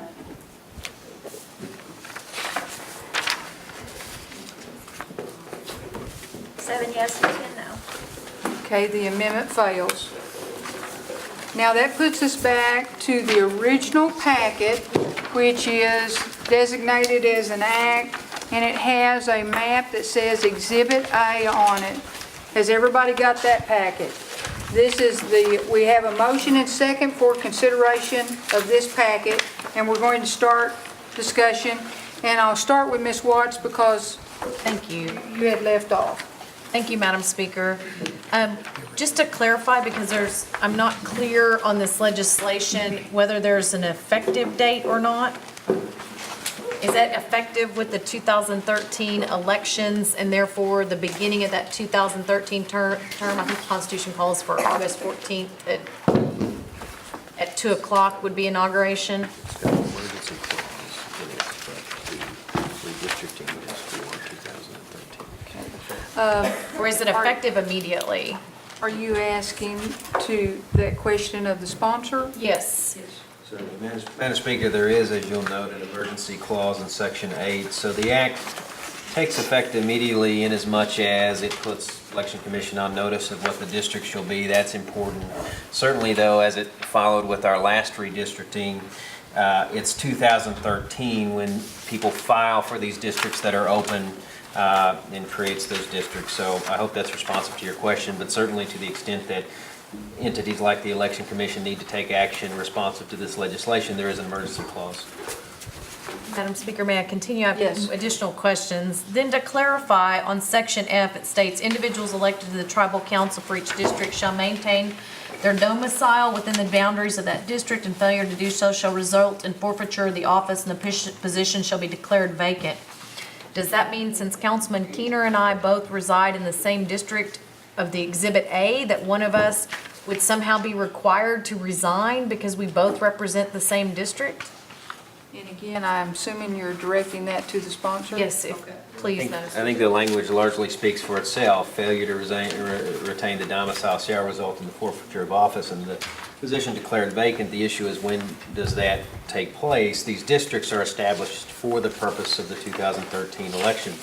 So my reading of it is that that is when we look at domicile, is when the district itself is created under this act, which would be in the 2013 election cycle. Thank you, Madam Speaker. Well, I'm concerned because our Constitution speaks that no action shall be retroactive. And I know that both Councilman Keener and I were elected in the 2011 elections to serve for 4 years for Rogers and Tulsa County combined as District 5. So again, a vote of the people, I guess it's not just Councilman Anglin, it's all of District 5 that we're after tonight. And you're going to try to not only get Councilman Anglin out, but maybe one of either Councilman Keener or I, and I just don't think that's constitutional on its face value. And I'm very concerned about that, and to leave District 10 effectively without representation is very disheartening to me as well, if we keep with this map. Now, if we're concerned, if the map that Councilwoman Coates put forward is not, I don't know, did not work. Councilman Watts, I'm going to ask you to stay on the issue that's at hand. Well, And then, that is the packet. So I'm gonna make a that's motion. got the map dealing with Exhibit A. I'm going to make a motion that not using bad addresses, since that seems to still be a concern of this body regardless of what the courts say, that there is a way to do that without gerrymandering the folks out of their areas, at least in the north. And Councilman there's Watts, a- I'm going to find you out of order. You need to stay on the issue at hand. So I'm making a motion which is in order to replace the Exhibit A with this map, which is the same data from December 1st, 2011, with no bad addresses or unverifiable Madam addresses. Speaker. Hold on just a second. One more, it does appear that the issue's been raised and disposed of by the council already. That was in the form of Councilor Coates' amendment and to revisit This is it. a different map. Okay, hold on. You are now giving us another map? Could some of this been done in committee? We've tried to work in committee and we You were had shut these down. maps that are dated now in committee. No, we did not have these particular Okay. maps. I'm going to go ahead and take up your motion. We're going to designate this one that's being handed out as the Watts amendment. And is there a second to that amendment? Second. Okay, Ms. Coates has seconded that amendment. Let's all take a moment. Look at the new map. Please write on the top of it, Watts amendment. You've had a Coates amendment, you've had a Watts first amendment. Put those to the side. This is a new one.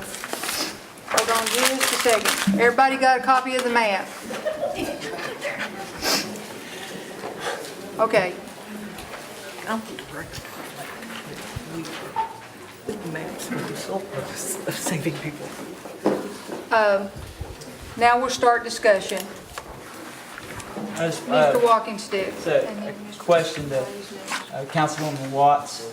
Do we have any more maps after this?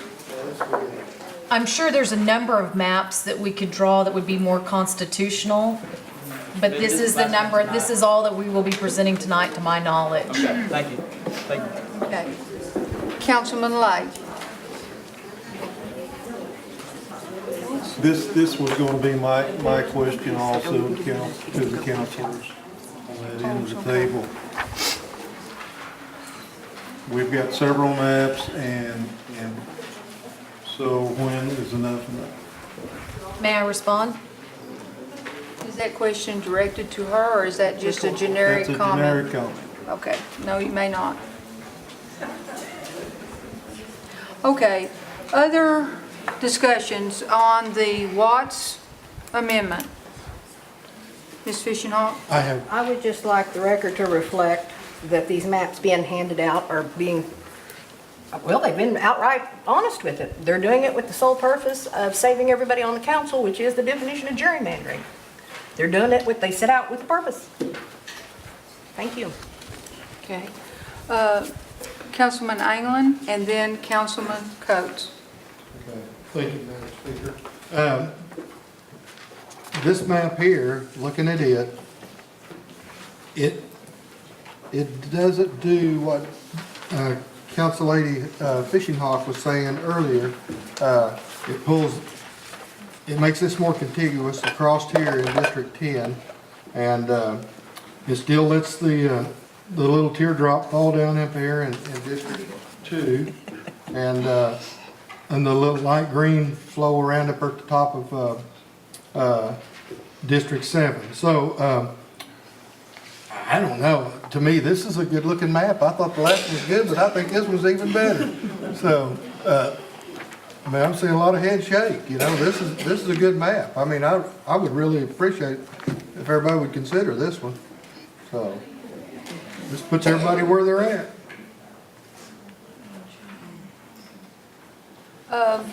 Let's see. Council Lady Coates, I believe you're next. Well, I just, I want to agree with Councilman Anglin. I think that this is a very equitable map as well. What we're trying to demonstrate is that there are any number of ways to draw this map that do not eliminate anyone on this council from running again, should they want to. It is not up to this body to make that decision for the voters by eliminating its representatives. That's up to the voters to do. I'm I'm intrigued by Councilwoman Fishing Hawk's comments on the point of gerrymandering about saving everyone on the council, because as I recall, 2 or 3 years ago, when we were going through the redistricting process, we were seeing a lot of 15 district maps from the block on the council that Councilor Fishing Hawk was a part of at that time, that were doing exactly the same thing, that we're saving everybody's seats on the council, including her own. And this one saves hers, and Councilor Hargis's, even though we have to do a strange little thing at the top of District 7 and 8. And the teardrop. Could there be anything more blatant in terms of gerrymandering, in order that Councilor Byrd's seat can be saved and not swallowed up into Councilor Walkingstick's district? So, you know, if we're going to gerrymander for some, then let's do it for all. And I'll tell you, there's a lot more of that for districts, what is it, 2 and 3 and 7 and 8 on this one than there are for the others. So this stuff about gerrymandering is just, people are talking out the other side of their mouth from what they were saying 2 or 3 years ago on this. Yeah, it's, you know, there are some efforts here to save everybody's seat, but everybody here has been elected. And everybody here should have the opportunity to face the voters again, because ultimately this is who it's about. It's who they want on this body, not who we want on this body, whichever side we may be on, whichever block we may be in. This is a good map. Councilor Watts represents an area that, even though somewhat different than the one she would represent until 2013, still could be construed as close to the one she presently represents in many respects, in terms of what Councilor Fishing Hawk was mentioning earlier, sort of socioeconomic and sociocultural aspects. It's a map where people do not have to be traveling way up into other areas and so forth. It all stays pretty close. This one is pretty logical, I think, and I will be supporting it. Again, just because it's fair. You can call it gerrymandering, but to gerrymander people off of this body when their voters may feel very differently about that is simply not fair. This is about equity. It's about a fair representation of the wishes and the desires of the citizens of this nation from the various districts and the various kinds of communities that they live in. Thank you. Other comments? Questions? The chair, I do have one question. Speaker has a question. This map will take Delaware County back to one council person? Yes. Okay. Okay, are all minds clear? Because we're going to do a roll call vote. This is the Watts Amendment map. A vote of yes will substitute this map for the pending motion map that's defined as Exhibit A. A vote of no takes us back to our original motion with the original map. All minds clear? You call it Watts too? Well, we'll rename it Watts 2 since Ms. Watts has already had one amendment. Okay, Watts 2. Everybody, all minds clear. It's the last map that was given out. I remember last time Chief Baker, when he was on the council, held up the map, and they zoomed in on it so that we could, just a little lightheartedness here, so that we could make sure we knew what map we're talking about. So for all these folks out in internet land, this is Watts Amendment 2. Shelley, would you call the roll, please? David Thornton, No. David Walkingstick, No. Eric Allen Watts, Yes. Bill England, Yes. Jack Baker. Yes. Joe Byrd, No. Julia Coates, Yes. Jody Fishinghawk, No. Meredith Fraley, Yes. Janelle Fulbright, No. Don Garvin, Yes. Frankie Hargis. Chuck Hoskin Jr., No. Tana Glory Jordan, No. Lee Keener, Yes. Dick Lay, Nope. Curtis Snell. Nope. 7 yes and 10 no. Okay, the amendment, Watts Amendment number 2 fails. Does anybody have any more maps? I mean, let's just go ahead and, We're out. okay. You out of maps on that end? Okay, everybody ready then to go back on to the original act, which was on the floor? I believe it has a motion and a second. And it has attached to it, it's the packet, the complete packet, and it has attached to it Exhibit A. Are all minds clear what we're going to discuss now? I think we've had some discussion, but I'm going to open it up for discussion again. Okay. Discussion. Okay.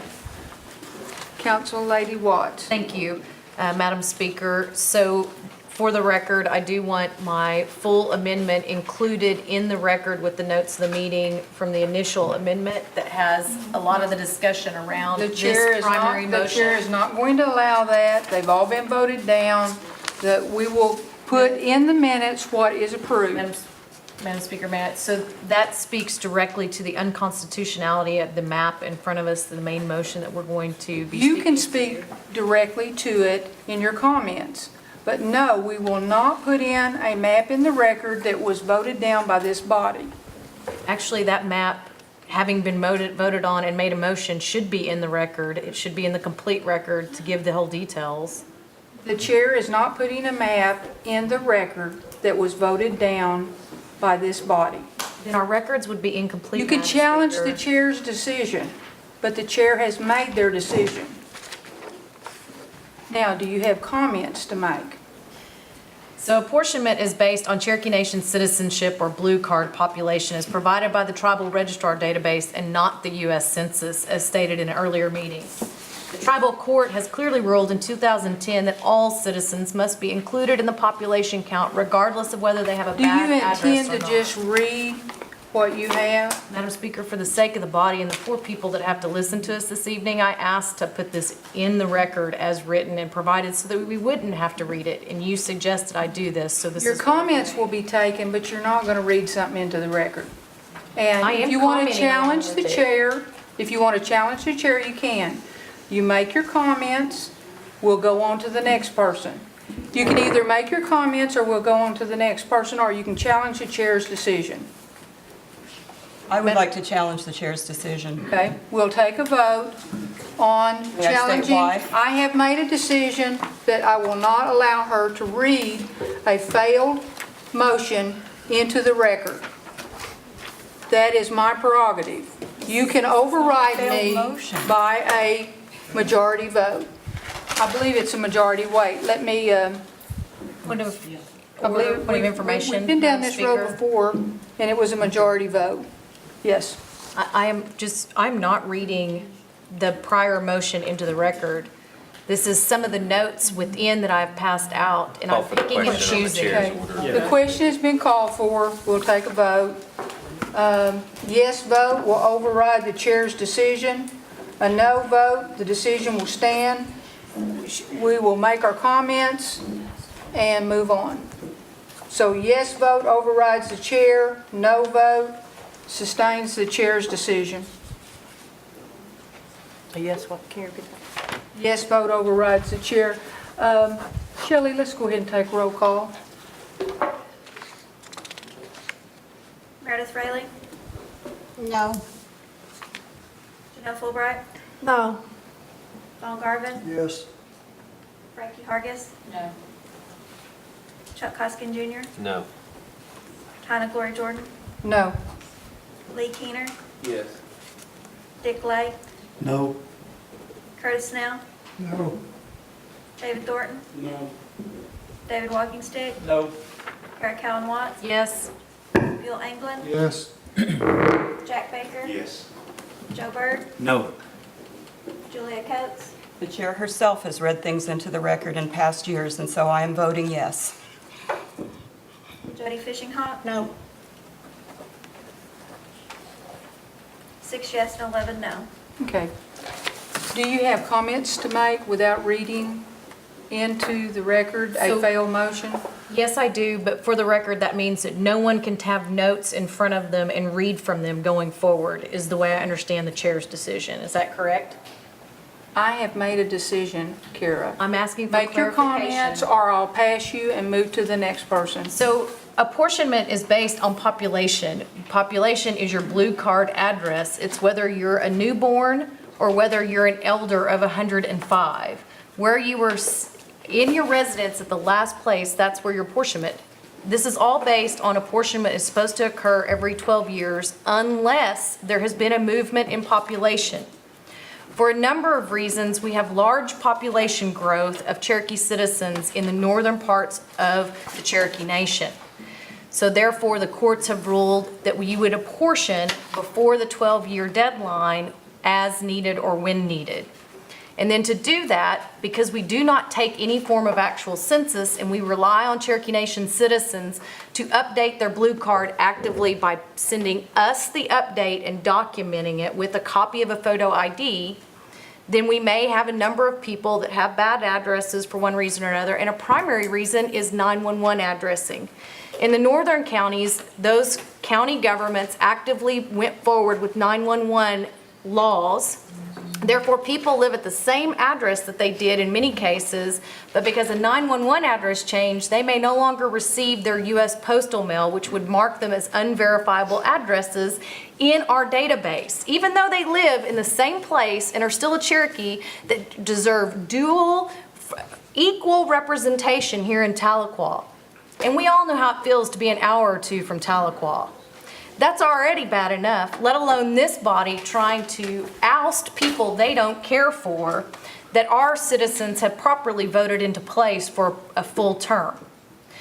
So this goes back to apportionment. When Nick Lay sued in tribal court to make sure that the people of Washington and Tulsa County got their second representative, and that meant effectively that Cherokee County had lost population and therefore went from 3 representatives to 2 under the old model.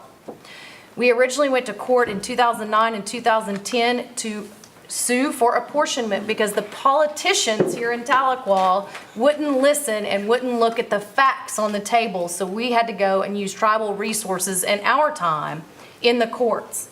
During that process, we looked at the old 9-district method and realized that just because I knew that Rogers County should get a second representative because the population had changed, that meant some other county or district was going to suffer in the same manner that Rogers County had suffered for years because the politicians in Tahlequah wouldn't listen to the facts, wouldn't listen to what the courts said. So we were there, then we went to court. There was a disagreement of whether we should have 15 individual districts or 5 larger districts. In the end, after the courts ruled 5-0 in the Supreme Court that you must include unverifiable addresses in your population to allow for apportionment, then you also have to be within some reasonable deviation, which they declared as plus or minus 10%, and you need to have a contiguous, like-minded community. They set these parameters because, again, the politicians in Tahlequah wouldn't listen and be reasonable and try to put something forward that would meet the needs of all Cherokee Nation citizens, regardless of how close to Tahlequah they lived. So at the end of the day, we have an unconstitutional map, which will obviously be passed tonight, no matter how many different options we put forward in front of them. And it's just not fair to our Cherokee Nation citizens.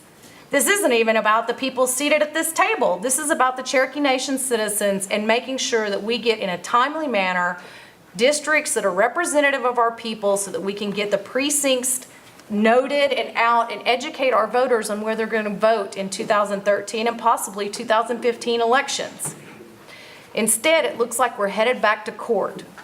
We tried extensively tonight to put forward multiple options that would be reasonable to everyone on this council as well as in our communities. But I guess the politicians in Tahlequah just won't listen. Thank you, Madam Speaker. Other comments? Let's see, Ms. Fishenhawk? Folks, Call for the question. the act used, I've that already- we are looking at, Go ahead. Go ahead, I'll defer to him. I Go have ahead. two, and I'm going to go ahead and let them talk. the act that's in front of you used the best information that the Cherokee Nation could possibly provide. Everything on this map is fact. It's not based on speculation, conjecture, it ain't based on guesswork. Some counselors on here would rather us use incorrect information. They do that for their own self-interest. To assume a person lives where we know they do not live purely defies logic. This is based on good information and verifiable information. No one loses a seat with this map that's in front of us. They will serve the remainder of the term. If they wish to move somewhere else where the population of where the Cherokees are, they're welcome to move there and run. There's an old movie called The Good, the Bad, and the Ugly. We use the good addresses, they use the bad addresses, and what happened 4 years ago with the gerrymandering, use the ugly addresses. Thank you. I believe I had Hoskins down as the last speaker. Thank you, Madam Speaker. Quite frankly, it's difficult to put it better than it was just put. The issue is whether we're using good data. 2 years ago, when we passed a map of 5 districts, which took a representative away from the Delaware County area and added a representative in the western part of Cherokee Nation, northwestern part, it was based on a fiction. And that fiction was that a person that we know doesn't live at this address must be counted. We must count that person. All we know is that they don't live there. People have bad addresses because they're deceased. People have bad addresses because they moved. We simply don't know. This act today makes a legislative judgment informed by our years of dealing with these lists and knowing why we have bad addresses that says we will only count good addresses. This map rests on good data, and the alternative originally presented by Councilor Cherokee Watts rests on bad data. On its face, it rests on bad data, and it must fail. And all this talk about court cases requiring bad addresses is simply wrong. It's simply wrong. The Supreme Court of the Cherokee Nation has never adopted that standard. We have made a legislative judgment that if we're going to redistrict, if we're going to divide up these districts, we're going to do it based on good data, not bad data. So, Madam Speaker, I urge the approval of this map. I believe that we're headed towards a lawsuit, and I think what happened tonight was a stage show. It was setting the stage for a court case to come. Had the proponents of these other maps been serious and not really wanted to end up in court, they would have been with us months ago working on these maps. They would have brought a sincere effort to the table to draft these districts. But what's happened is we've come down to the 11th hour, where from the get-go, there's talk about going to court.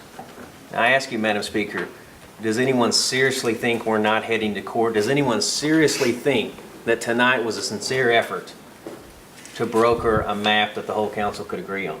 I submit that it was not. A sincere effort would have been done months ago in subcommittee and committee. So with that, Madam Speaker, I'd urge the approval of the map. Mr. Walkingstick, I believe you had a motion. Yes, I'd like to call for the question. Okay, what we're going to be voting on this time is designated as an act. It contains a map that's marked Exhibit A. Is everybody with me and all minds clear? A yes vote. We'll put this in motion. It will become a law if the chief signs it. No vote, go back to the drawing board, I suppose.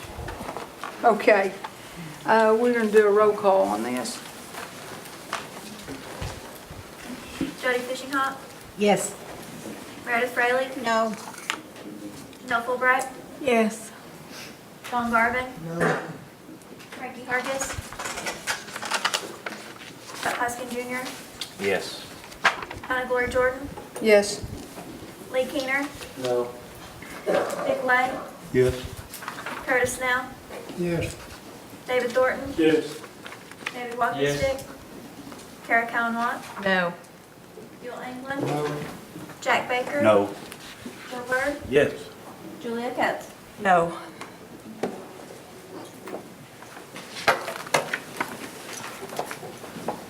Ten yes and 7 no. The act passes. Madam Speaker, may I make a comment? Yes. I just want to thank Ms. Fishing-Hawk, Ms. Cowan-Watts, Ms. Coates. I know this took an awful lot of time, working with David Justice. I'm sure he's ready to pull his hair out, but I just appreciate all the work that all of you have done. I know we disagree and we agree, but still yet a lot of work went into this. Thank you, Madam Speaker. I too would like to take this opportunity to say you all need to be commended for the work you've done on this. Okay, this is going to move us back to number 11. Ms. Fishing-Hawk, this is, I'll have you take this. This is authorizing the budget.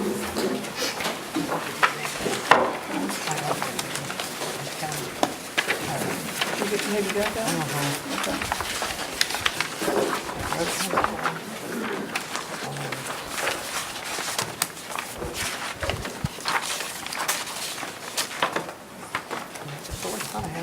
No, you can.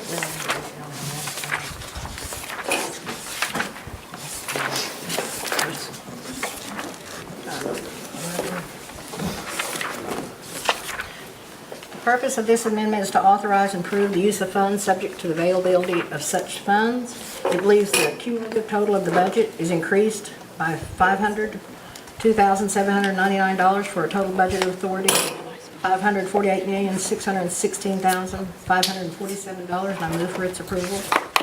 Second by Mr. Hoskins. Comment? Comment or questions? All those in favor can signify by saying aye. Aye. All those opposed? Ayes have it. That moves us to number 12, which is the This is the capital model, number 4. This increases the comprehensive capital budget by $16,233,000. The projects contained in this mod consist of the DOT, Federal Highways Administration Roads Project, the Veteran Center, the Brown Center, and funds set aside in the capital improvement reserve, and I move for its approval. Second. Okay, second by Mr. Hoskins. Comments? Yes, Mr. Baker. Madam Speaker, I will support this somewhat reluctantly because I'm concerned about the fact that it contains a special dividend, which was not asked for by the tribal council. Although I do approve the reasoning for the special dividend, but we got the special dividend from the business board, which told us how to spend it, and I'm concerned that it's setting a precedent that someone other than the council is deciding how we're spending Cherokee Nation money, when we had the legislation that the money that this dividend is taken from was to go into the Jobs Act growth. But nevertheless, I will support it, but I did want to point out my concerns about the precedent it may be setting. Thank you. Thank you, Mr. Baker. Other comments? Ms. Coates? Oh, Ms. Watts, I'm sorry. Oh, excuse me. Thank you. Apologize. Thank you, Madam Speaker. So I too am concerned about the basic constitutionality of the entire proposal.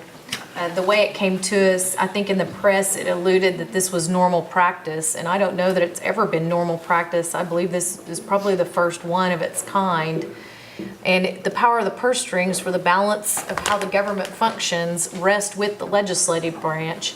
And this really does hint towards somebody else having the power of the purse strings in the executive branch, and also a breach of the separation that we've worked so hard to put between the government and our businesses to allow the business to operate as a business and make profit that hopefully we will benefit from for our Cherokee people.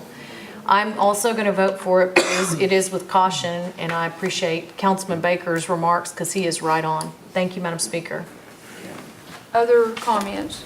Mr. Hoskins? I'll be supporting this, and I just respectfully agree with Councilman Jack Baker and Councilor Karen Cowan Watts. If you'll note, Madam Speaker, the sponsor of this legislation is Councilor Fishing Hawk and Hoskin. And that means it came through a committee. It would not have come through a committee without a council sponsor. The fact of the matter is, we pass legislation often with the encouragement of the executive branch. But ultimately, it's our decision. We didn't have to pass this act that provides money for the Jack Brown Center, which is really needed, desperately needed for the service they provide. We didn't have to use this money to finish the Veterans Clinic, which is a promise that was made several years ago on terms that could not be delivered, and because of this administration and this council leadership, we're going to deliver on it. We've chosen to do that tonight as a legislative body. So don't be confused, Madam Speaker, that this is some sort of breach of the separation of powers. The council is taking it upon itself to determine what to do with the special dividend. We certainly could reject it. We certainly could decide not to spend it on these things, but we've chosen to spend it on these priorities. And I would note that much of the special dividend has been left for us to decide at a later time how to spend. So in that sense, it is part of the normal course of legislative appropriation. Thank you, Madam Speaker. Other comments?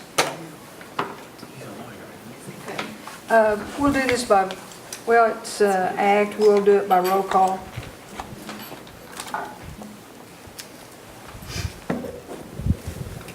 Joe Byrd, Yes. Julia Coates. Yes. Jody Fishing Hawk. Yes. Meredith Fraley. Yes. Janelle Fulbright. Yes. Don Garvin. Yes. Frankie Hargis. Yes. Chuck Huskin Jr. Yes.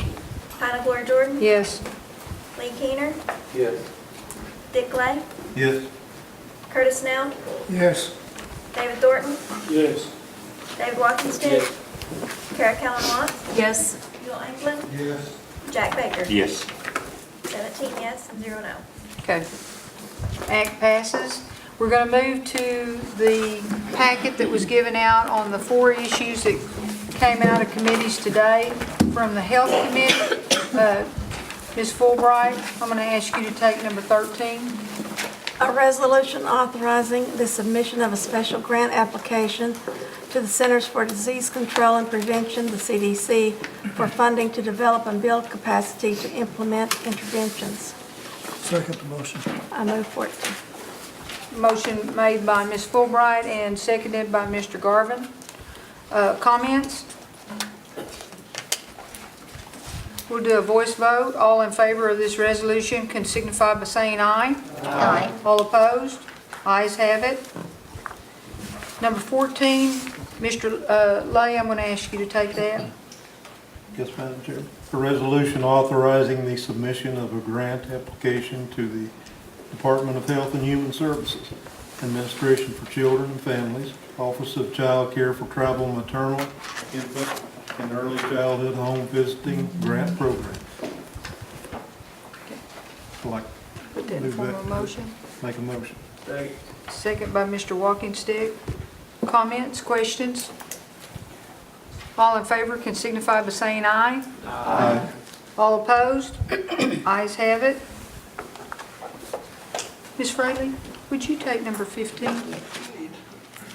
This resolution authorizes the donation of surplus office equipment to the Blue Indian Baptist Church in Mays County. Blue is an old church that is located on the banks of Spring Creek. And we have a new pastor there, and they really do need office equipment. And they don't ask for much, but they need this. And Madam Speaker, I'd move that we approve this donation. Second. Second by Ms. Watts. Comments, questions? All in favor can signify by saying aye. Aye. All opposed? Resolution passes. Madam Speaker, that did come through the process as Mr. Byrd questioned today. Okay. Okay. Then became a sponsor.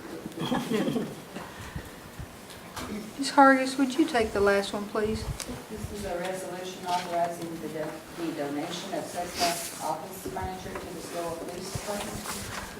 We have gotten a new building there in Adair County in Stillwell, and they're in need of office furniture, and I make a motion that we approve it. Second. Second motion. Second, Mr. Snell. Comments, questions? All in favor of this resolution can signify by saying aye. Aye. All opposed? Ayes have it. I believe that moves us to announcements. Does anyone have an announcement? Mr. Thornton? I really don't have an announcement, but I need to talk to the audience here a little bit. Do we have anyone here from Dartmouth? They didn't show up, did they? I knew that a constituent down in my country named Mr. Buzzard was supposed to be here tonight. Okay. He hadn't showed up. Thank you. Okay. Anybody else on this end, and I'll take it as you go around. Mr. Keener. Thank you, Madam Speaker. I'd like to announce tomorrow night at the Hard Rock Hotel in Catoosa and the golf course from 6 to 8, District 5 will be having a joint meeting with the Tulsa Cherokee Association, Victory Cherokee Association, or organization, Collinsville, and Rogers County of Kiowa. Thank you. Thank you. Let's see, I believe I saw another hand here. Mr. Walkenstick? I'd like this to recognize our new director for health. Is it Mr. Taylor? No, Mr. Taylor. My name is Roger Montgomery. Roger Montgomery. Close, Davis. Sorry. I got information from Councilor Fraley. I was trying to recognize the Mays County person. We welcome you, sir. I hope you don't run after seeing tonight's episode, but, and it's doctor, right? Thank you. Who else is on this side? Anybody? Moving down this row, announcements? Go ahead. Ladies first. Yes. Ms. Watts. Thank you, Councilman Byrd. Just to reiterate, that's 6 to 8 tomorrow night at the Augusta Room in the golf course, and it's to celebrate our 3 community groups. And I know Tulsa Cherokee Community Organization's here this evening. I don't think we have the Rogers County Cherokee Association or Victory Cherokee Organization. I think they were watching online, as well as our 6 young tribal citizens that were on the bike ride. And we'll also have a guest appearance by the Cherokee National Youth Choir. So we're real excited about that social event to get to know each other better as a community. And we, again, want to invite the entire council, and you should have already received that by email, and anyone here that's with us. Thank you.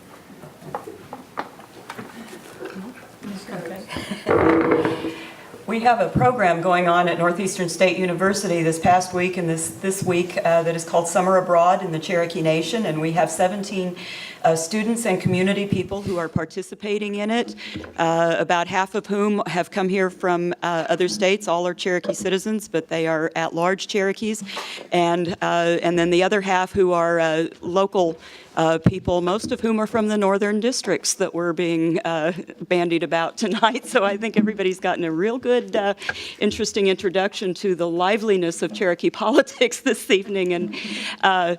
And I would like to ask if they would stand up and just be recognized here. And also Eric Marshall, who is our student host, and Kinsey Shade, who is in back also, that are taking them around and everything. And we're having a great time this week.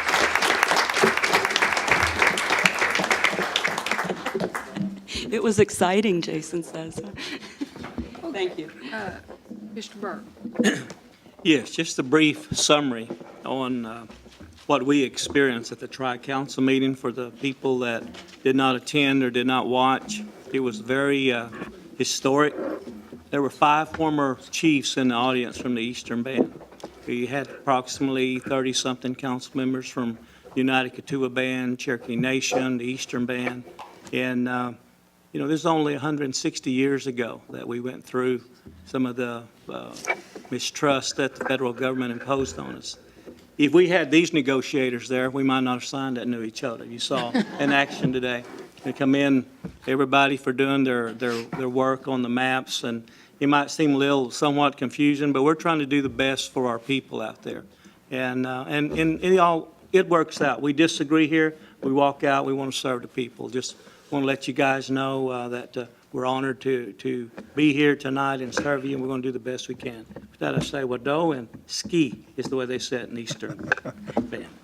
Well, you brought on more comments. Yeah. Mr. Lay? I saw you go for it, and I had to.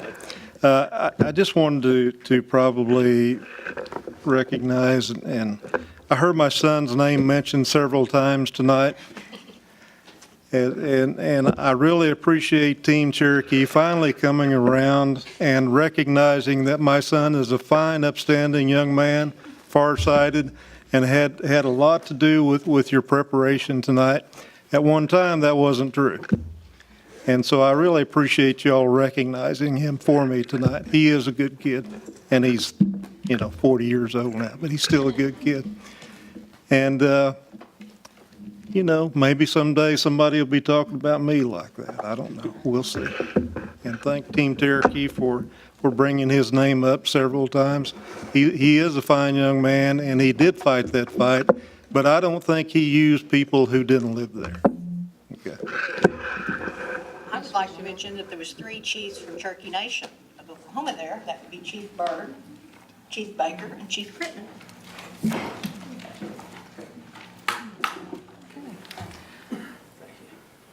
Okay, any other comments? Mr. Walkenstick? I'd like to congratulate Councilman Byrd for winning the golf tournament at Cherokee, North Carolina. He represented us well. So thank you, Councilman Byrd. I didn't win. I believe it was a tie. Is that correct? Having said that, I know what he's fishing for. There was a torch carrying ceremony that when you left Cherokee, North Carolina, it went to the ceremonial Katuwa Mound. It's about an 8-mile run. And we're trying to look at who might run this race and who might help us. David Walkenstick proudly brought that torch in for about the last 2 miles. So let's give him a hand. That's what it is. Mr. Garvin? Madam Chair, I make a motion we adjourn. Second. Okay, let me just take 1 minute. I just want to say one thing. Everyone here tonight was very passionate about their positions. Everyone here tonight has, I believe, a heart for the Cherokee people that they represent. And I want to commend all my fellow counselors. I've been where some of you all are. I've even been called down several times by our previous speaker. I think I even tried to challenge the chair at least once. So I appreciate that you all, we still remain civil. We do the best we can in making these decisions, and I just appreciate the way everyone has conducted themselves tonight. Thank you all, and with that, we'll see you next month. A motion to adjourn. Everybody in favor of adjourning, aye? Okay, there you go.